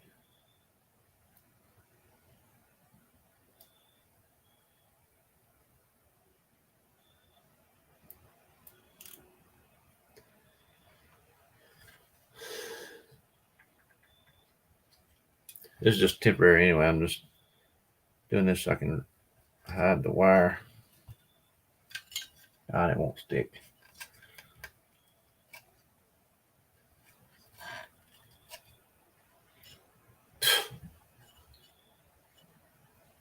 Put a fresh piece on it, I guess. Clear seems to be very close to the Kyosho Green electronics gel tape. I might have to try that. I'll buy that next time.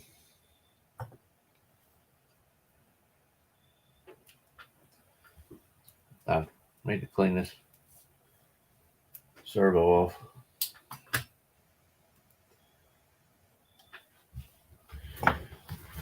That's why it's not sticking.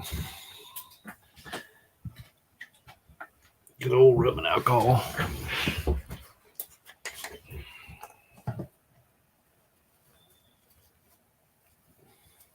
I mean, this trailer is a dadgum mess. Once I get the car at least halfway put together where it's not strewn everywhere, I'm going to clean it up, organize it.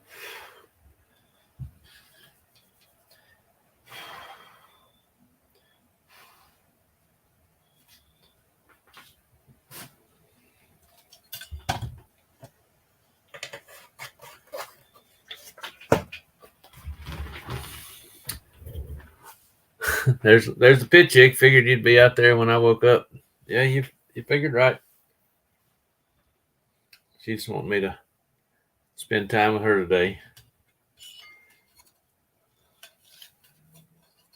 And I'm going to do that.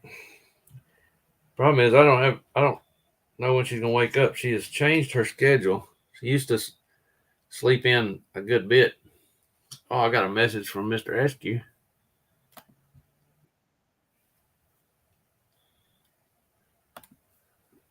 And a couple messages. Oh,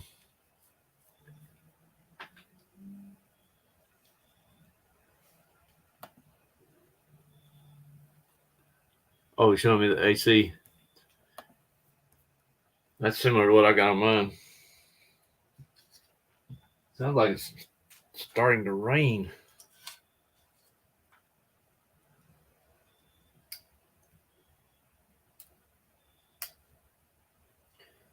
Supposed to be a rainy weekend here.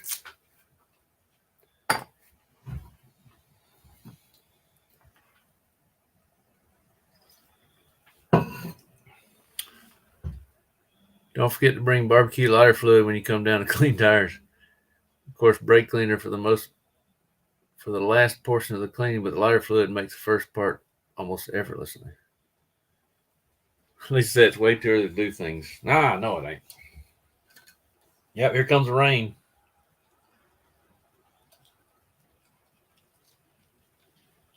So we're going to our neighbors this afternoon, watch football, eat some brisket. He's been smoking a brisket for a long while. I'm gonna shut this door. Get my inside my door all wet. David Sawyer, this man right there. He helped me he kept me going, helped me get the car back together. Stayed up with me all night. I appreciate that. It's a big help. That was a big help, and helped me keep my sanity. David, I'm mounting currently mounting my new ESC. I'm gonna go crazy and try and make it look clean as possible. Never really done that like I've always wanted to. So moving everything forward, I had to. I was telling Paul earlier, I shimmed my servo forward to straighten out that steering arm. Should have done that before it. It can stand to go a little more, but I'm gonna have to change the screw on the servo, which is no big deal. But I got to get some more shims. I got to dig out some more shims. I got some somewhere. Where's my? What damn it? Oh, there it is. I didn't push the shim all the way in here.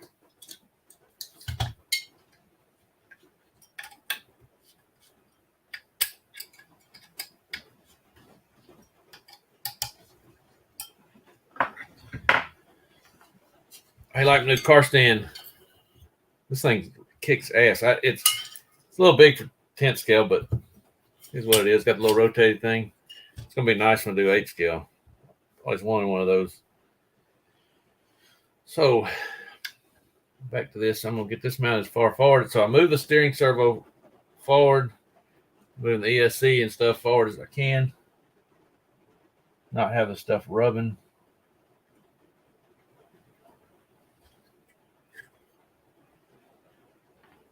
Got the wire going. Oh, you can't see it. That's too small. Got the wire going under the ESC.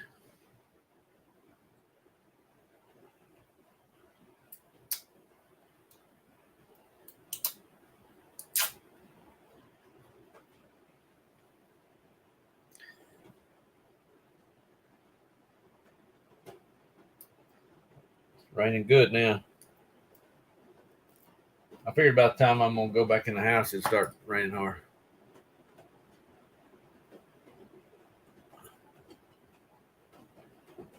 You got one of the nitros. I got it free with my Cyber Monday deal.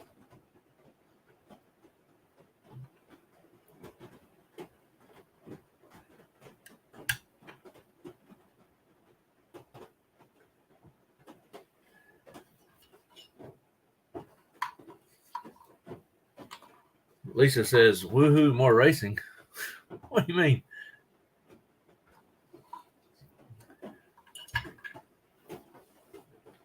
Waiting on my contract to show up. I'm getting a bathroom remodel and trying at least so they get started to take off. They said, hopefully I've already lost interest again. What? It comes and goes every week. Yeah. I'm all fired up about some 10 scale. We had a blast. Lisa had fun. So I really enjoyed pitting with y'all, and the atmosphere being together. We didn't get to do that much because it's always in the trailer. So I kind of enjoyed that. Lisa did too. I think it was a lot more fun. Now I got to figure out how I'm going to put my receiver in here. Receiver and transponder. I think I'm going to do the transponder on the side of the servo. Let's see where this goes here.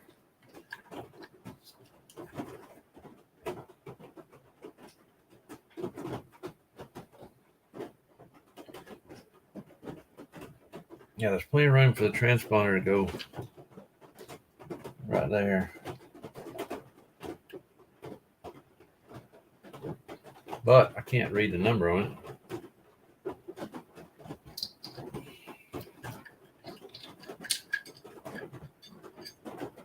I'll figure that out. Yeah, it's fun. Just being depressed kills everything. I'm okay when I'm around racing friends. Well, we're always here for you, man. You need anything, just holler, man. Can't let it get you down. You see, a lot of people put their receiver sideways like that. I don't really like that. I'll do it like this so I can access the button, push button.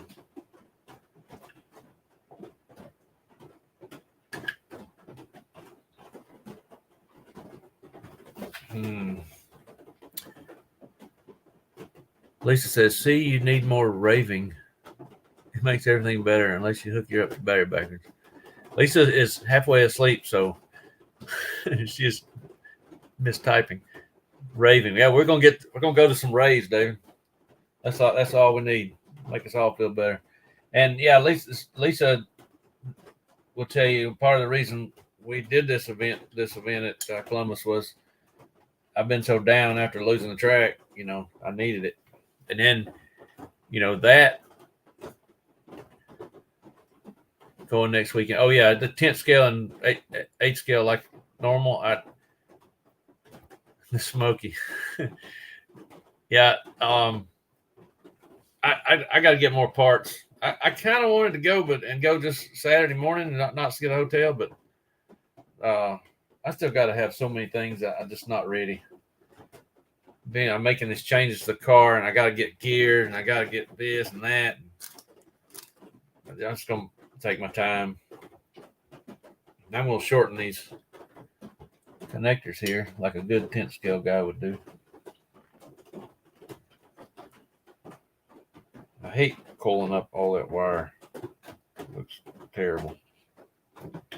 But I also hate shortening the wires, and then they're just shortened. You can't do anything about it. But it is what it is. I guess I could if I got to take it out and put it in something else, I could put some extensions on it.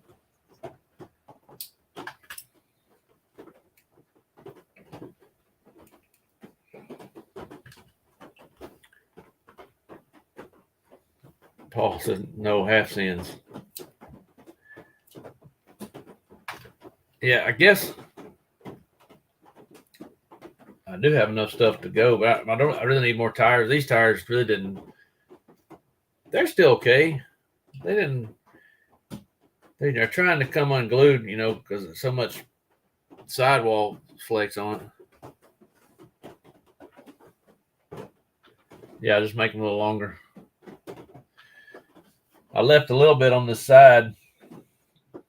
I went to Oak Mountain Hobbies for probably the second time I'm able to get something I wanted there, and got some ends. I went there knowing they'd have these because usually when I go there they don't have what I need, but the ends to change the length of it. If you got a hobby shop and you ain't got these, you don't need to be in a hobby shop. So they had those. However, the guy that runs the place or owns the place, I guess he went to lunch and left his wife there to run it, and she had no idea what I was looking for. She went and grabbed some 4mm connectors, and I'm back there going, "No, I need those right there." I think I see them, So Lisa says gave hammer a whole new meaning. So yeah, I'm gonna shorten these. I already had the right pliers. I had to bring them home from work.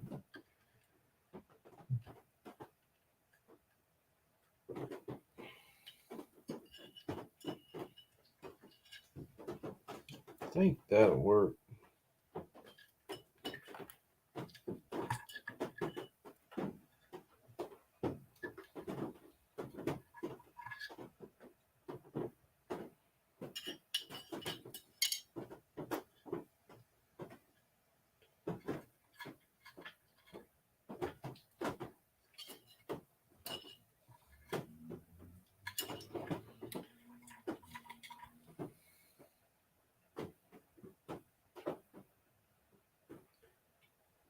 Problem is, this thing doesn't leave you.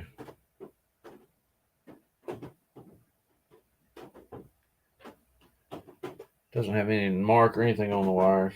That's great. So I got to remember signal positive and negative. Negatives on the left. Negatives on the left because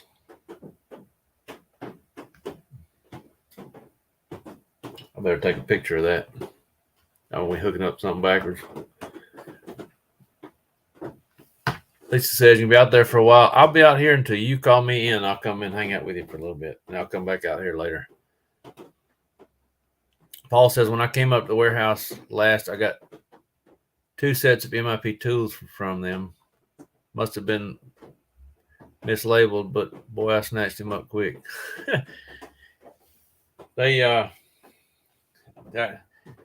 Every time I went in there, every time, I've only bought things 2 or 3 times from, usually once a year. I go in there 3 or 4 times a year looking for something, and maybe if I'm lucky, one of them,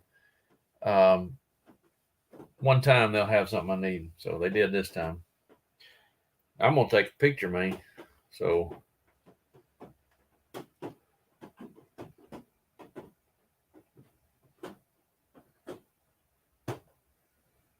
come on, focus.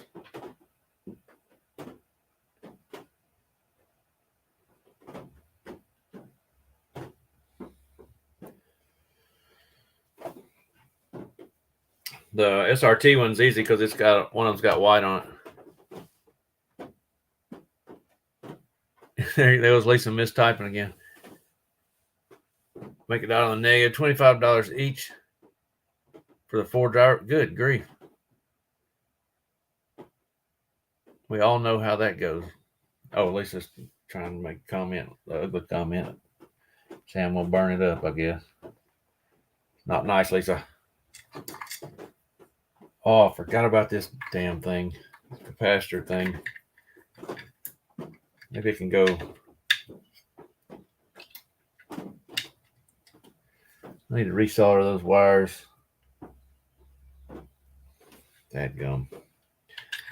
Let's see.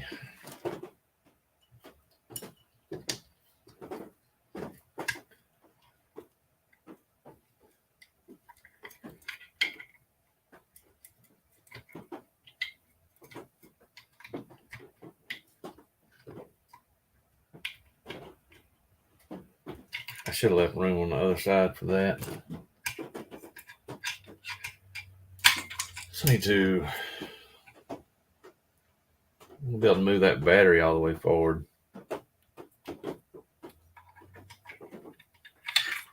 Screw this side guard in.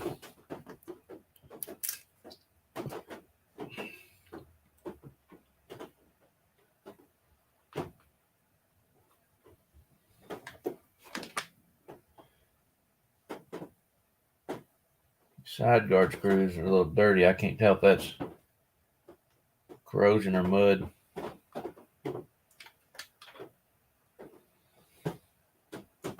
It's mud. Track had so wet, like clay. Lisa said hashtag facts. Come on now. Lisa's not being nice to me, David.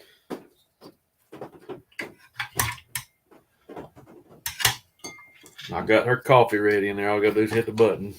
I'm gonna see if she wants breakfast. If she does, I'll fix it. Sometimes she don't.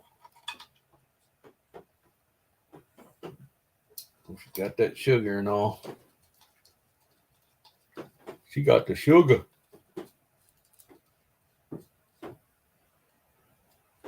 So only parts I need to replace. I'm probably going to replace these carbon things if they're not expensive because they look terrible. Paul wants me to leave them in there, but lipo and burnt hair. Yeah, I finally don't smell like burnt hair anymore.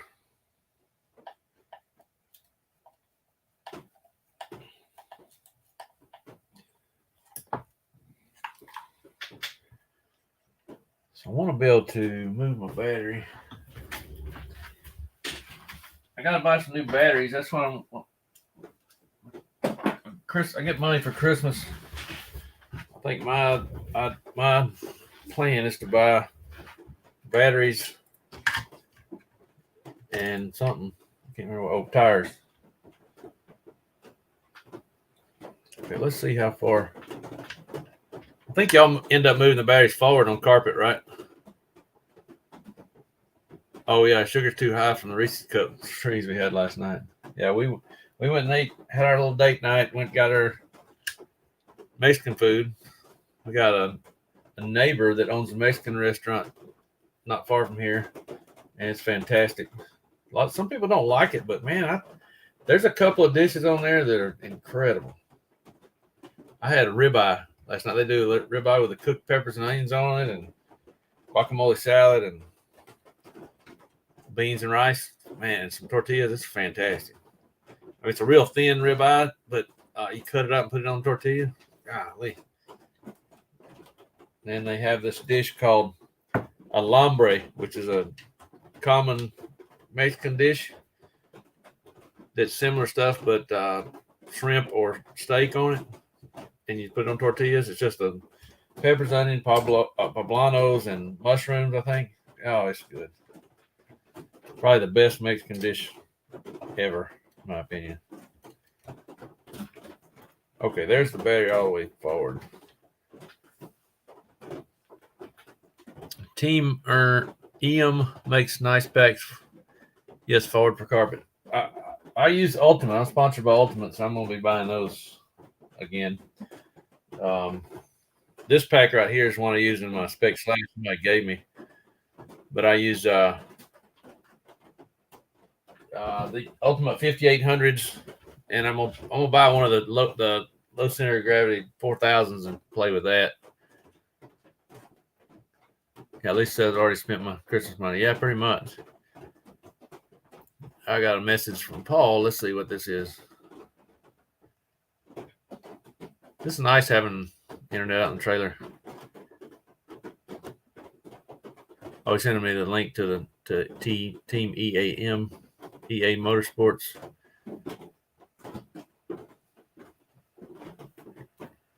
I'm gonna look at that later. El Agave in Montevallo. Yeah, she was telling me. I forgot. I didn't even mention what it was. El Agave. It's a little bitty Mexican restaurant in downtown Montevallo, Alabama, and it is fantastic. Best margaritas on earth, I think. Man, I got all kind of room with the batteries forward. I'll screw this down. I'm just trying to find a place to put my capacitor bank. It's funny, the capacitor bank on the McLaren, I kept that somewhere over here. Let me dig it out. They popped off there. You can't even tell there was anything on it. This was the capacitor bank for the McLaren. It looks like there was nothing ever soldered to it. They got really hot. Helix says you should check out Accuvance ESCs and motors. I will. I'll check them out. Right now, I'm using Hobbywing because I use Hobbywing. I get Hobbywing through Dialed RC through sponsorship, and I get a pretty good deal on it. And make a beeping sound if you accidentally reverse the battery connection. Well, on that subject, when I did it, the battery started making a noise. Problem is, I had the Trinity screw down connectors and I couldn't get it loose fast enough, and the battery exploded. I don't know that the ESC messed up from the reverse polarity or the actual fire, because it was melted pretty good. It turns on, and actually the motor just sits there and goes. So I hadn't really explored that anymore. I might down the road see if it's. I'm not gonna throw it away just yet. I have thrown it away and dug it out of the trash twice. So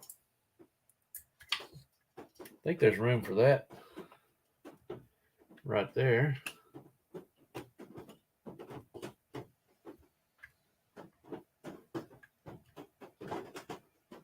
That's backwards.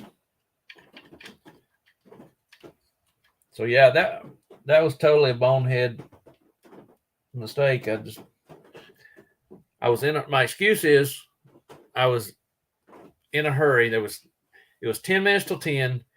They were shutting down practice at 10, which really they really kind of weren't. I could have gone longer, but I had to get the car on the track one more time to try one more thing.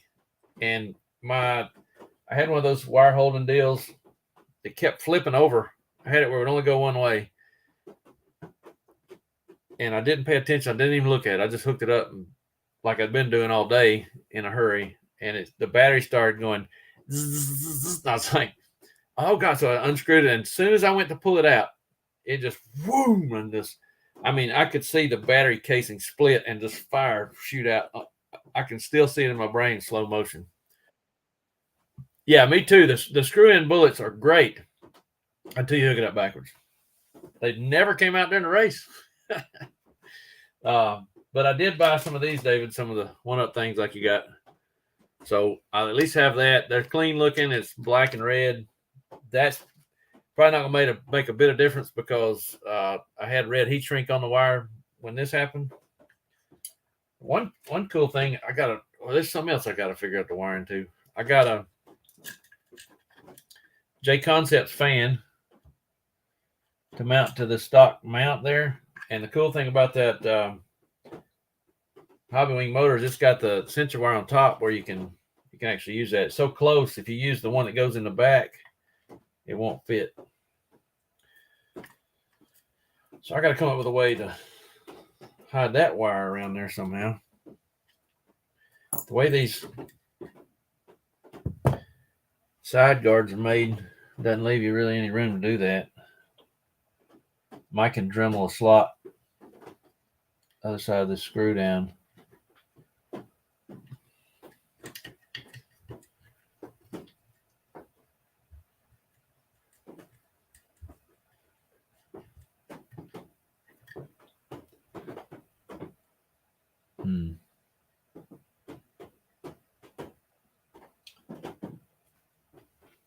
Gotta get creative here.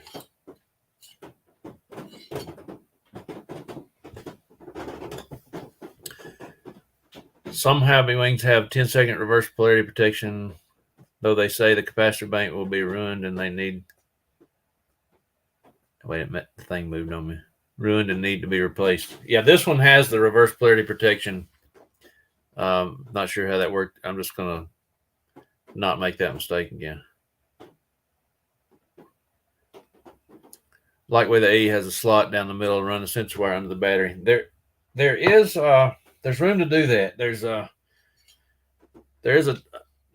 see this. It's not really a slot, but there is a big slot there, and this sensor wire is flat that comes with it will run under there.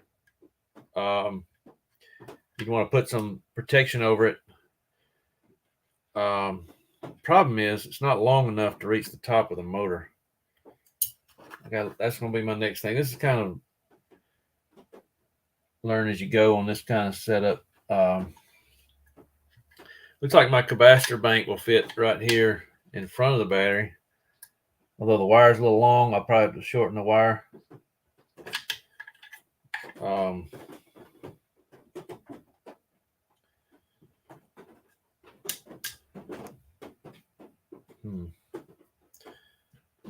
So, what's his name? Wally Builds has it's just like a piece of carbon fiber vinyl to put it over there on theirs. That I can do that same thing here. Now the other sensor wire I had, I don't know what I've done with it. I like this one that comes with the ASC, but it's not long enough. Oh, here's the other sensor wire. The sensor wire I've been using is probably long enough. It's too long to go over the top. wires aren't like stuck together like those are. It's got some shrink over it. Actually, it's like it is stuck together in threes. I cut that shrink off there, and I think I can use that. It's a good bit longer. It's probably perfect. So that's what I'm gonna do with that. And I'll keep this one for a spare. So I got to get some. Put some electrical tape. I've actually got some carbon fiber vinyl tape. I'm gonna use that. So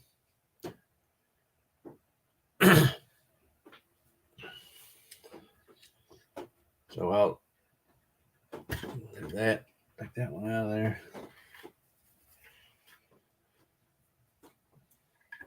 Let's see. I got a message here, probably from the old pit chick. I've been working on my video for the event. As a matter of fact, I finished my thumbnail. I'm gonna see if I can show it. I'm gonna share it with you. So see if I can figure this out. Okay, I'm going to share my screen and show you my thumbnail. I've been playing with nope, not Chrome tab, window, entire screen, window. I don't want to do a Chrome tab.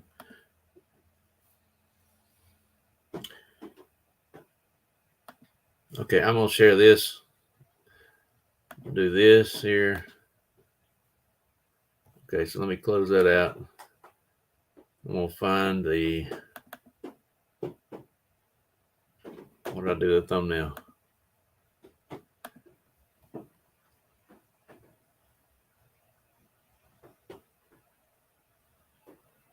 Does a thumbnail? Well, I don't know what I did with it. There it is.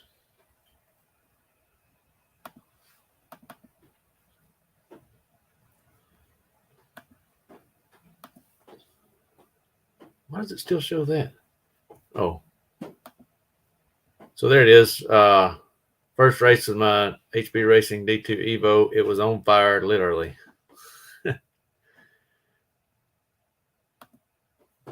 So, I don't know if you saw that.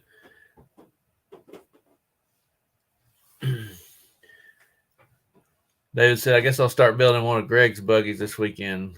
Put it off long enough. What buggy did you get? Two-wheel drive buggy?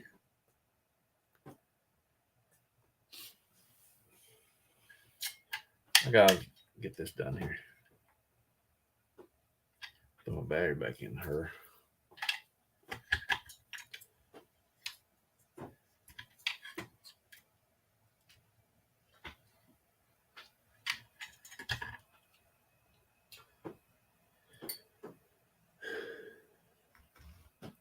Also, get time, check out Clinic RC or One Up RC bullet connector grabs.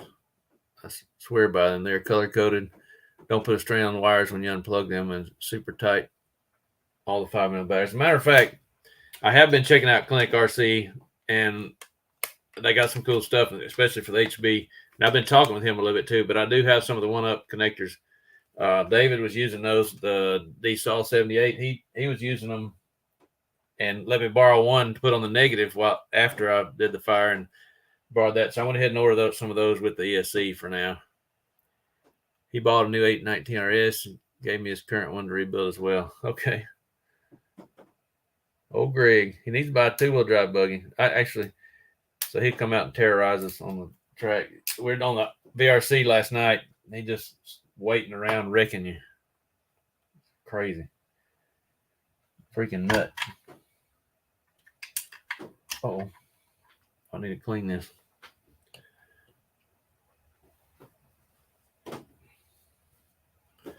I guess Lisa's not on here anymore. She's probably waiting on me.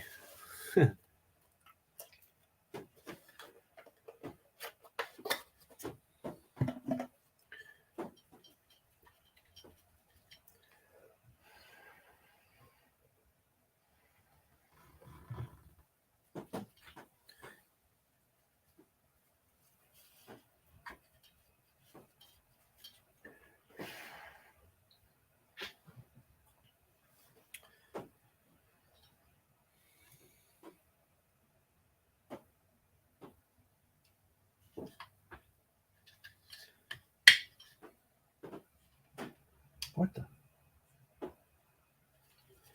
Just a second ago, it wouldn't stick. All right, what? That wouldn't not stick. Now it won't stick.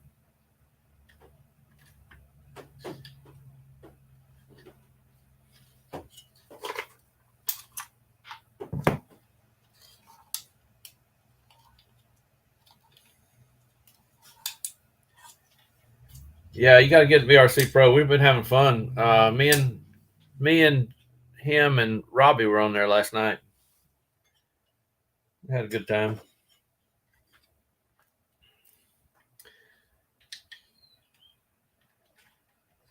Yeah, I'm working on my video for the race. It's going to be pretty good, I think. Didn't get as much coverage as I should have.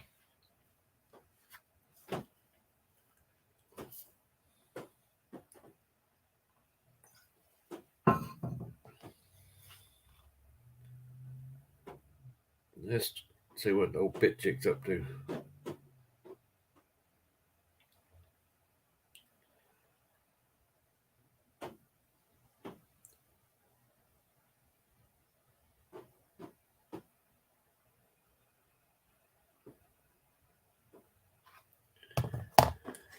So yeah, today I'm probably going to work on that video some, work on the car some. We're going to go watch some football, eat some brisket. Neighbor makes a killer brisket. Lisa loves it. And then I've got to start a brisket at some point this weekend too. We got one to cook.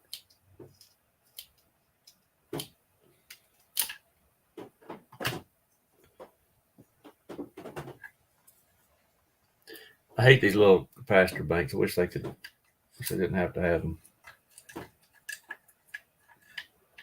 I can get it right there.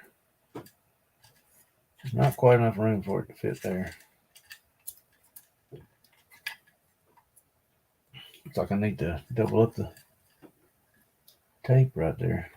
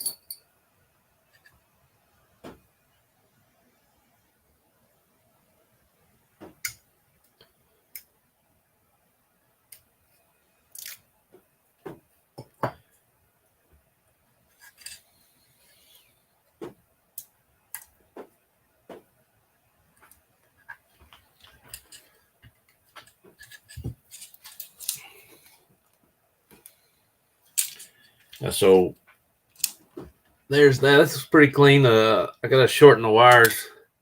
See, the wires for the capacitor bank a little long. Probably might get away with just flipping them over.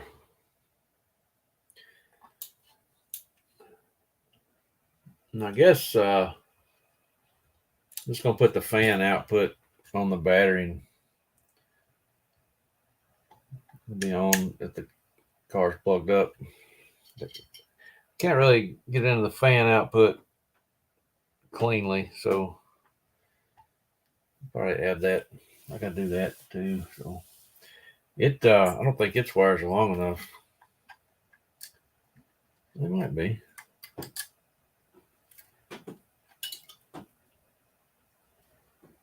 Gotta figure out which directions to mount it.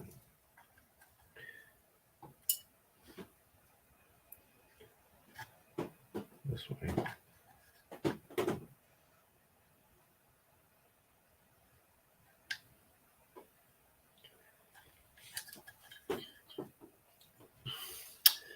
Helix says I'm a tent four-wheel drive guy and have been waiting for the four-wheel drive HB D4 Evo. So I've been really interested in two-wheel drive D2 Evo. Thanks for putting the build videos on YouTube. Can't find much information on it. Yeah, no problem. If you got any questions, feel free to ask. You can message me on Facebook or YouTube. I'll be glad to help you or answer any questions. The D4, which is the new version of the Wheeler, looks identical to the old one. You know, what I've seen, I hadn't seen a whole lot, but it looks identical to the old one, with the exception it's got those chassis braces going down the center, similar to the e-buggy. So we'll see. Maybe there's more to it that I don't know because I hadn't seen anything but drawings. So looks good to me.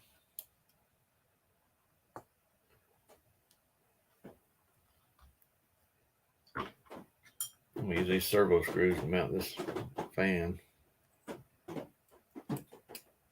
Oh, that's not going to work.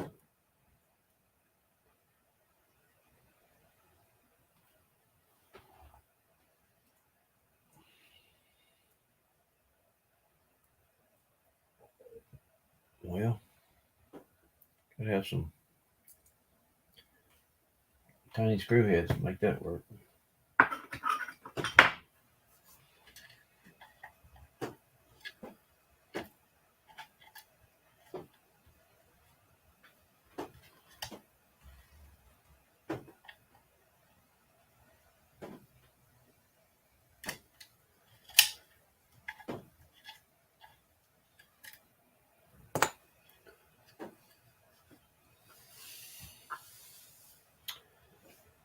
Yeah, let's see what kind of screws work in this thing.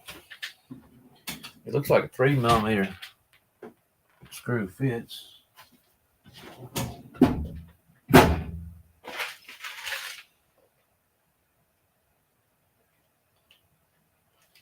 Might take a flathead screw.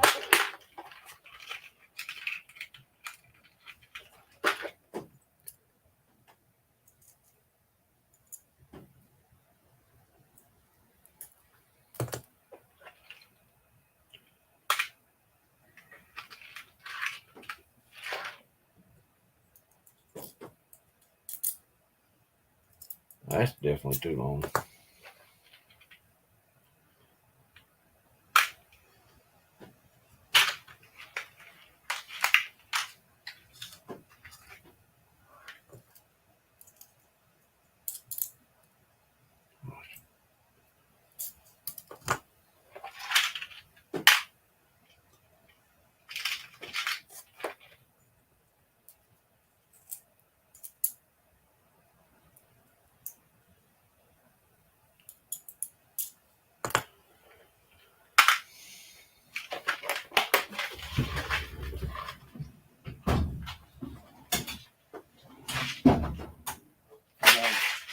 Dig out just the right screw for this.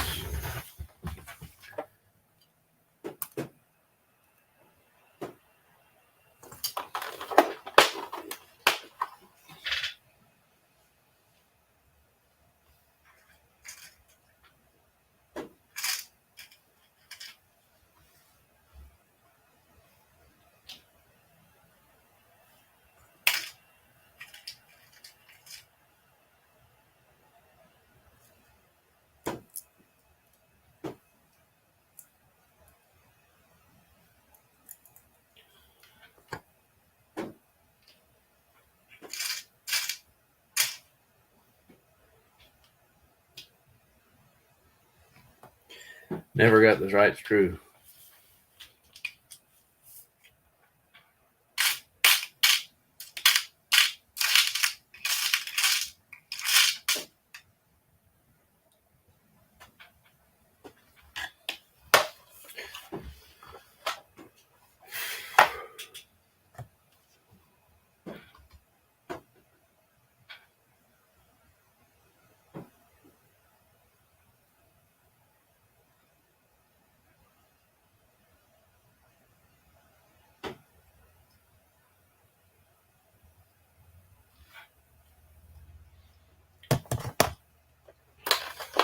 We'll come back to that later. I got to find just the right screw. I don't know exactly how I'm going to do that yet.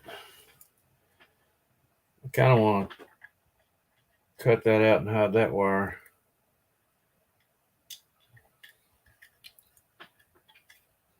Let's see.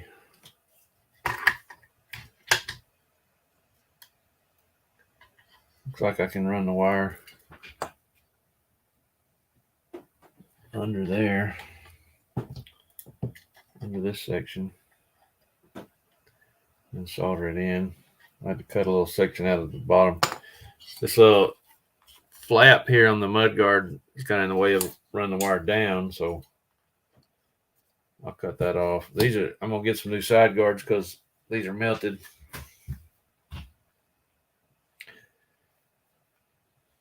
The way J Concepts does these fans, it's got a recessed area, so you got to have just the right screw to make that work. I'm gonna have to do some digging.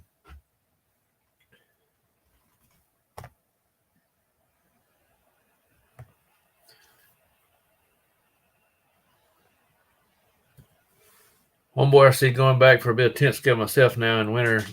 Not latest car, but it'll do the job. Yeah, it's fun, man. I miss it. I hadn't had 2-wheel drive in so long. I'm all up in it right now. When you did get to run the car, how would you rate it? HBs are super expensive and don't give you a $2 body. It's great. It's still got some teething pains, this and that and the other. You know, the diff. I'm gonna do some work on my diff today. The gear diff has O-rings in there, but it doesn't have a shim on it, and eventually the O-ring will break and pop the outdrive out. That happened to me. I think I got a solution with some smaller O-rings today. Do that, and they got a new mold for the front arms coming, so I'm waiting on that. But other than that, aside from setting it on fire, the car is incredible. It was one of the faster cars there. I think the driver, not so much. I had my tire choice was a little too aggressive. I think the green with sauce was a little too much, so it was wanting to traction roll on me. But it's borderline being really, really, really good, and with hardly any work done to it. I had to do a few adjustments, and I'm pretty happy with it. David said, "Yeah, it looks like a Protec fan." Yeah, I think they're all pretty much the same. Looks fancy. Got J Concepts written on it.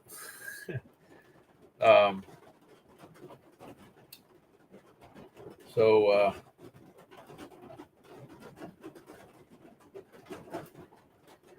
I'm gonna, of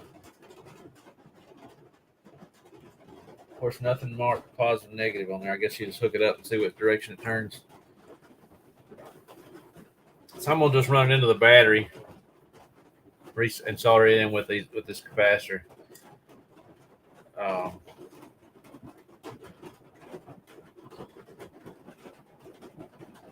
I can run it under the battery as well. Hope it's long enough to go the center section. Ain't looking like it. So I'm gonna move it all the way back. Still can get it right there. I gotta go dig out my. The only thing is, this part here, this little recess here is made to put weights in there, so I may have to change that. There's also one up here under the servo place to put a weight, so it stays low on the chassis. I don't know if I'm gonna need those or not. I doubt it. This thing's a little on the heavy side.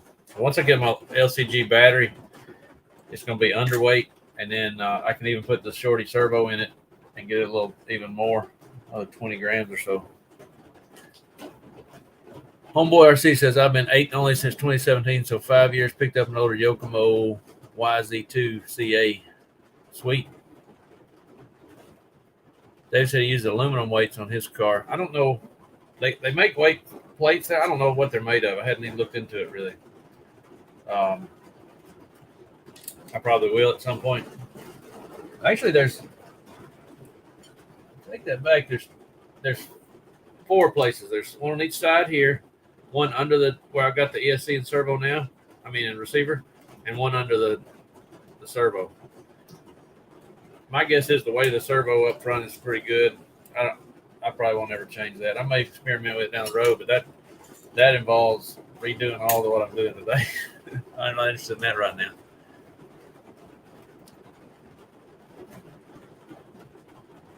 Lisa is not answering me for some reason.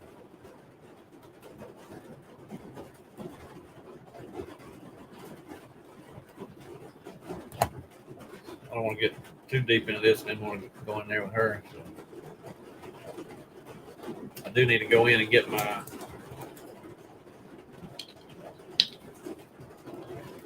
carbon vinyl stuff to fix that with.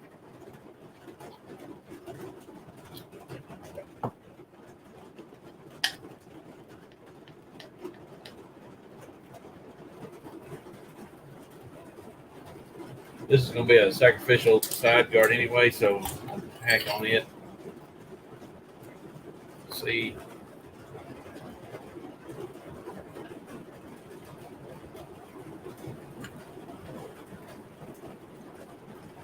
And cut out this wire here.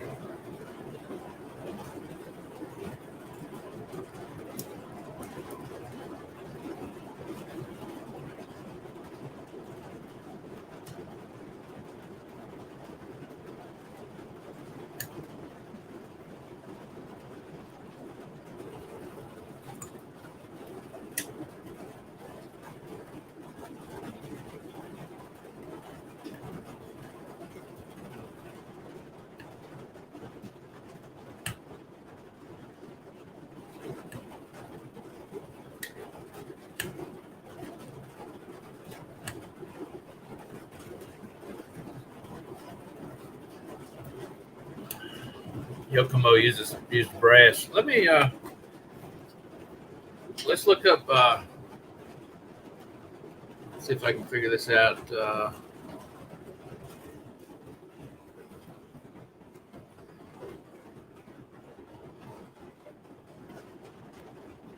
Let's see if I can share this screen. We'll see if we can find the.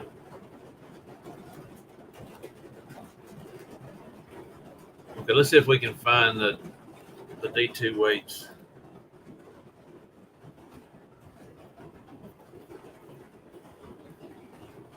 There we go. They're okay, y'all can see that. Let me go back to this other screen. Yeah, y'all can see that. So yeah, there's the one that goes under the servo. There's one under the ESC, and there's the one on the side. Not available yet, but I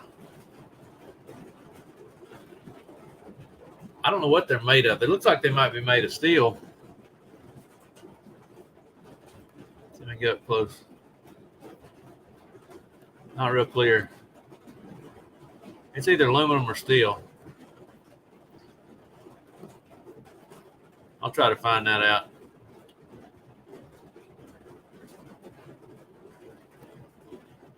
Not really sure. I'll look into that. Last car has a B44.2, so moved a fair bit, especially the tire side. Feel like a newbie again. Yeah, the tire game, that's the only thing. Like at this track we went to, a little too much tire game. Everybody talks about the tire game, this tire game, that. It's probably a little much. It would probably be a little more fun if it wasn't so much. Like go to on track, this carpet track that runs slicks. There's not as much. There's probably a little bit of that. I don't know if it's as much though. I say that I hadn't been there yet. David has. He can vouch for it. My understanding is that it runs a certain slick and it lasts a long time. I like that. The slick on carpet should last a super long time.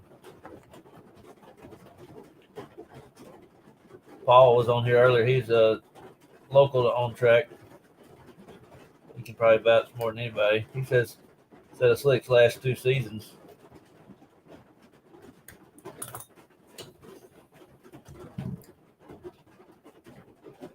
As a matter of fact, I've got, speaking of taping weights, I've got some wheel weights over here I use from time to time. Just like if you need something real quick, you just stick on a wheel weight. Works pretty good. All right, that works. So I cleared out that. I just cut a notch in it for the wire. So that won't be a problem. I just got to find some screws for that guy.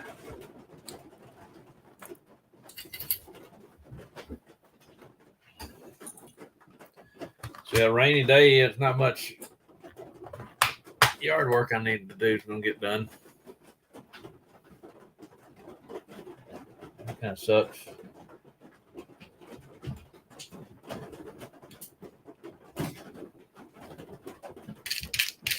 I'm sure David knows what I'm talking about.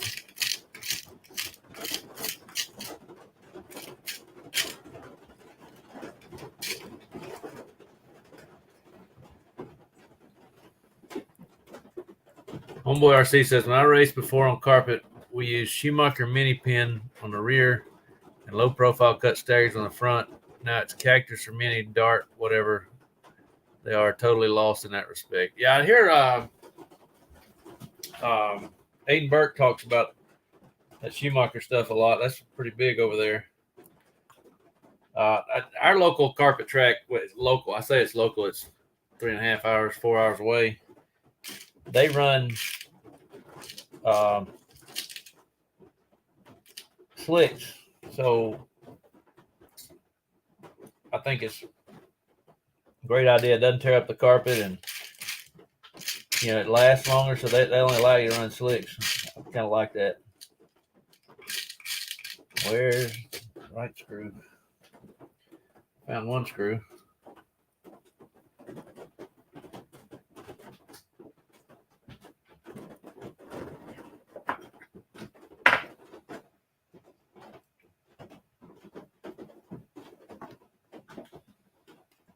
Yeah, I'm kind of excited about running there. I've never run a stock class, but it seems to work out really good. That's all I run is 17.5. I'm curious to see if this body fits with this on there, if I got to cut it out. I guess you may have to cut it out to get it to work right.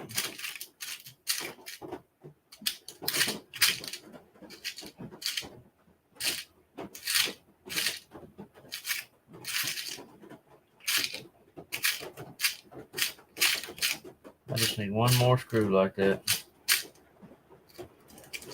This one's about. Oh, it's not it.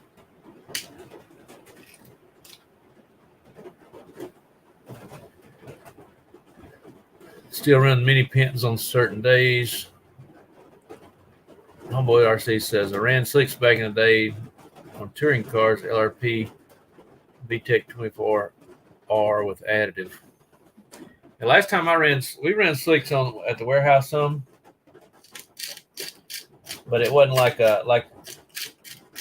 Hobbytown in Georgia. It's like you got to run slicks. Everything else sucks. I tried running some pin tires. They were terrible. You couldn't even drive. I do not have the right screw. This is ridiculous.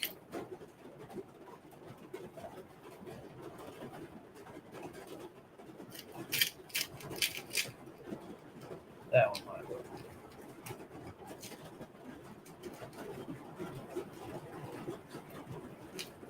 That rain is coming down out there, y'all.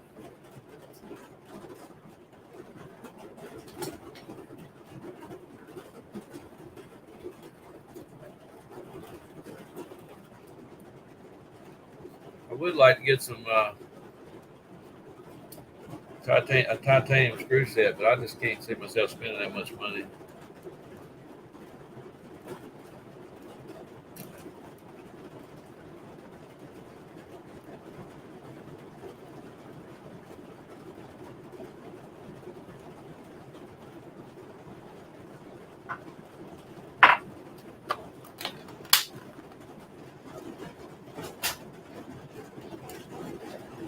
Why Lisa's not answering me? She must have went back to sleep. She likes when it rains, sleeping in, going to sleep to the sound of rain. Might run at local clubs, winter series, and vintage class in my Losi XX. That sounds like fun too.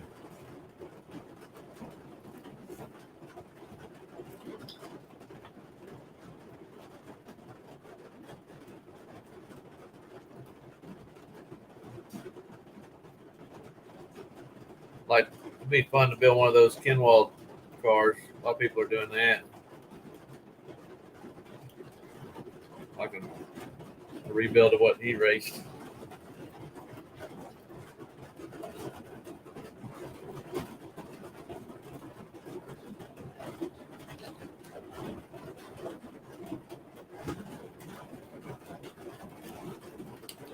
Now, I'm curious to see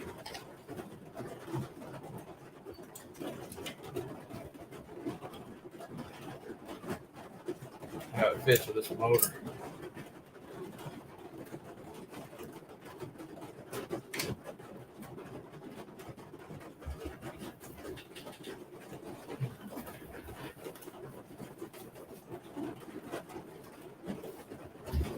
Helix lives in Georgia too. I live in Cobb County and trying to get a petition going, install RC track, one of the local parks. Well, that's cool. We've tried that with our local people too, and nothing happened so far. Some people are successful with that, and some state places just don't care about it. So here we go. Let's see if this thing fits. Looks like it will.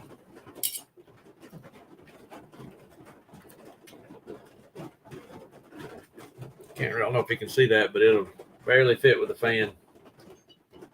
That's going to be sweet. If you use the back sensor port, it won't fit. A lot of motors have a sensor port on the back. This one has both. So that's nice. Plug in the sensor port and see. It's going to get into the fan, I'm sure. Yeah, it's not even close. But I can run it up here in this one.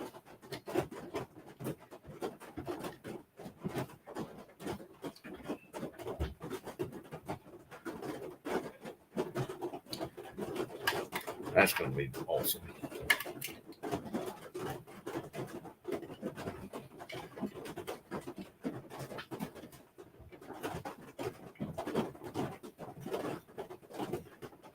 It's like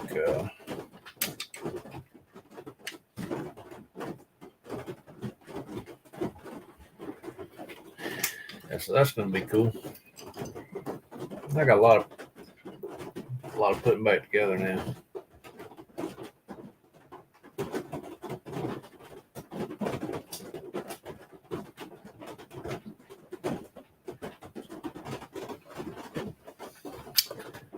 Homeboy RC, I wanted to run the XXX BK2, but I can't because it's a pre-2000 class. The XXX is 2003. I got you. Local Park has a beautiful BMX track that was funded because a bunch of people petitioned, and Cobb County has a lot of money. Cobb County has a lot of money to waste. Yeah, well, Alabaster too. I guess maybe we look into a petition.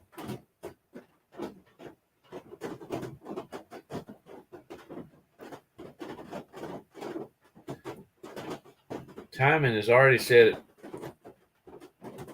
43. That's what Paul said he was running it down there. So I guess I'll just leave that for now.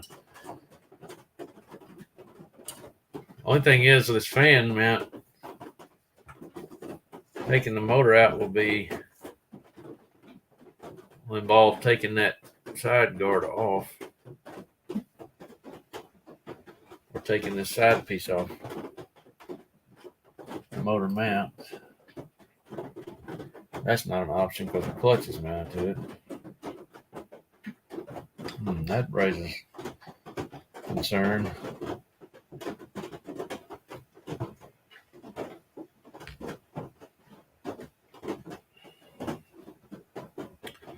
I guess I need to make it where the side guard will come off to get the motor out.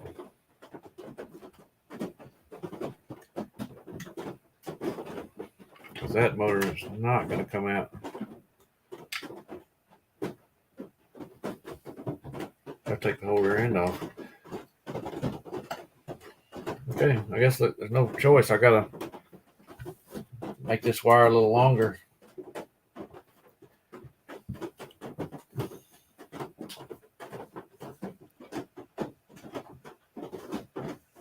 Got to roll out. Enjoy the live. Thank you. I'm fixing to roll out myself. Go see what the pit chick's up to. See you later.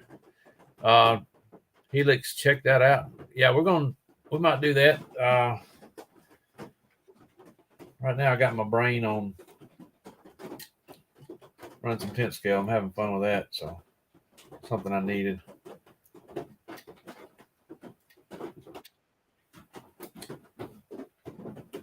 Oh, there's the RC Queen's dad texting me. Anyone on? Oh, that's they're all trying to get on VRC Pro. Got Greg Trott, Queen's dad, just Robbie and just Joseph Wilkerson. They're all in a chat.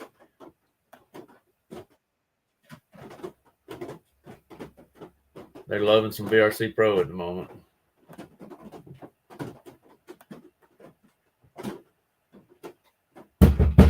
Yeah. Speaking of the pit chick, there she is. What? What's that? Hang on. Big giant step. Giant step for mankind. Yeah. You getting wet? Oh yeah. No, I have this barrier around me. There's a pit chick, y'all. In her pajamas. In her pajamas.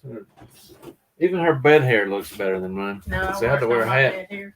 She I'm not prepared for you to be in here. I see that.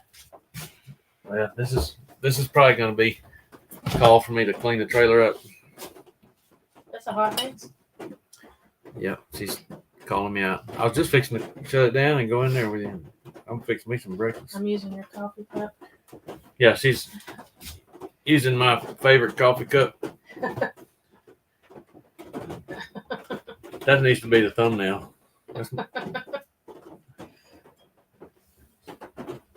David says no more bed hair here. I got, well, mine's not too bad. You're just getting better. It was bad.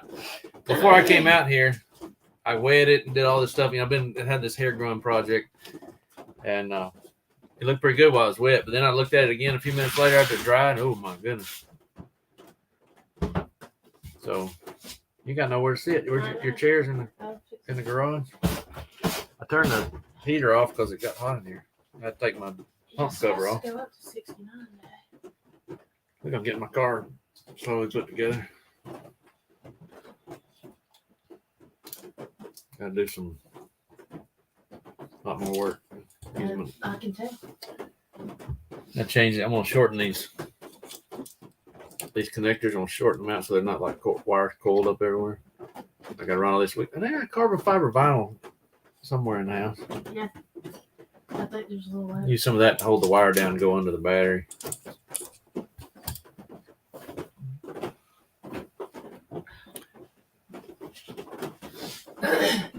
David says his daily phrase lately has been no more bed hair. Helix says got to do some work. Thanks for sharing everything. No problem. I'm gonna probably cut out here in a second. We're gonna go in there and I gotta have some eggs. I'm not eating till supper. She's fasting. I should be, but I have been during the week. You said you were going to. I have been during the week, Okay. every day this week. Actually, yesterday I ate a turkey sandwich. Yeah, fail. But other than that, I didn't. David no, well, shit. Yeah, that's my favorite coffee cup. But I've been using she's got the Mr. Claus and Miss Claus one. I had that out. Maggie did. Yeah, Maggie gave us those last year, but right now I got mine in the mine's Yeti dirty, because that's keep it warm out here. It's almost gone. I need to have that coffee cup on my pit table when we go to events.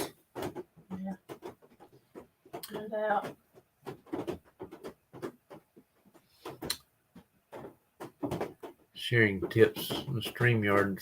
Send me something I've never seen before. Sharing tips. I like doing this StreamYard because you can add stuff like that. You can change that. Pretty neat. I can remove it. I can add people in here.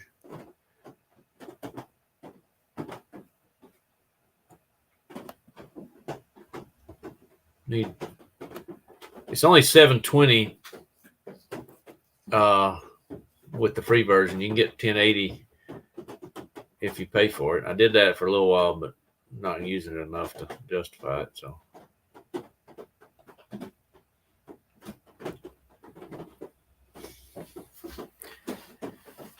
Oh, let's see. Back to work here. Let's see. I could put my front end on. Oh, I gotta get me a chassis guard.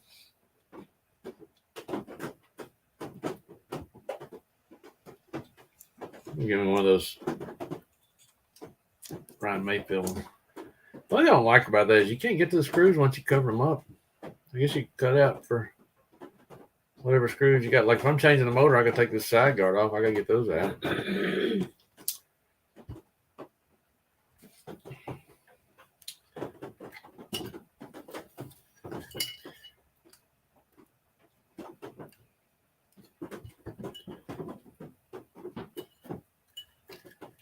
I had to cut these things.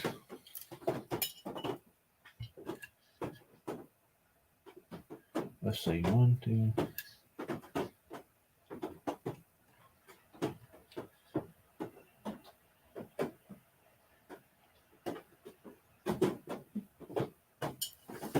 Yeah, it sucks. I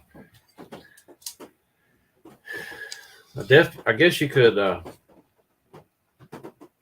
when you do it, punch the holes out from the other side, ones you know you're going to need, and just. I don't want to work out here. You had to leave that door open.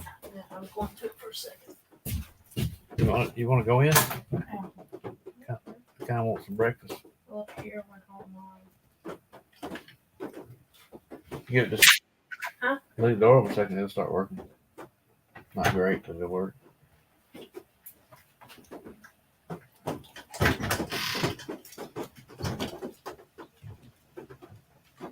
It's like we're camping in the woods out here. Yeah, well, earlier, sounded like some deer walking around out there. Paul Askew said your dinner has arrived, your breakfast or something like that. I got to replace. I think one time we had like 8 or 9 in the backyard at once when we were putting the corn out. All these bearings in the gearbox are still good, but they're rusting, corroded around the side. They're going to not be good soon, I assume. The other ones were rusted right off the bat. Guess these didn't get exposed to the fire extinguisher as much. I guess I'm going to have to just suck it up and cut these wires. I didn't even think about it. So Andrew Wilkerson, his birthday was yesterday. Yeah. And he said, thank you to everyone who wished me a happy birthday. I'm truly thankful for all the friends and family I've been able to get to know over my 35 years. With a laughing emoji. And so I said, I celebrated the 15th anniversary of my 35th birthday in August. And he laughed with that. Okay, I need back over here to my coffee. I need to move. Yeah. I got. Yeah, because somebody has a mess. Oh. You want to help me clean it out today? Do I want to? No. Will I? Yeah. After I get through working on the car, I got to get where this is not all a mess. Yeah. I don't know how you I'll do probably do anything that. out here. I think I'm ready to go in the house. So I'm going to shut this down. I appreciate all y'all hanging around. Had to have a couple people here at a time. I started real Well, early. it's because it's the butt crack of dawn when they're out here. I'm going to come back out here and work on it later today. I doubt I'll do any more live.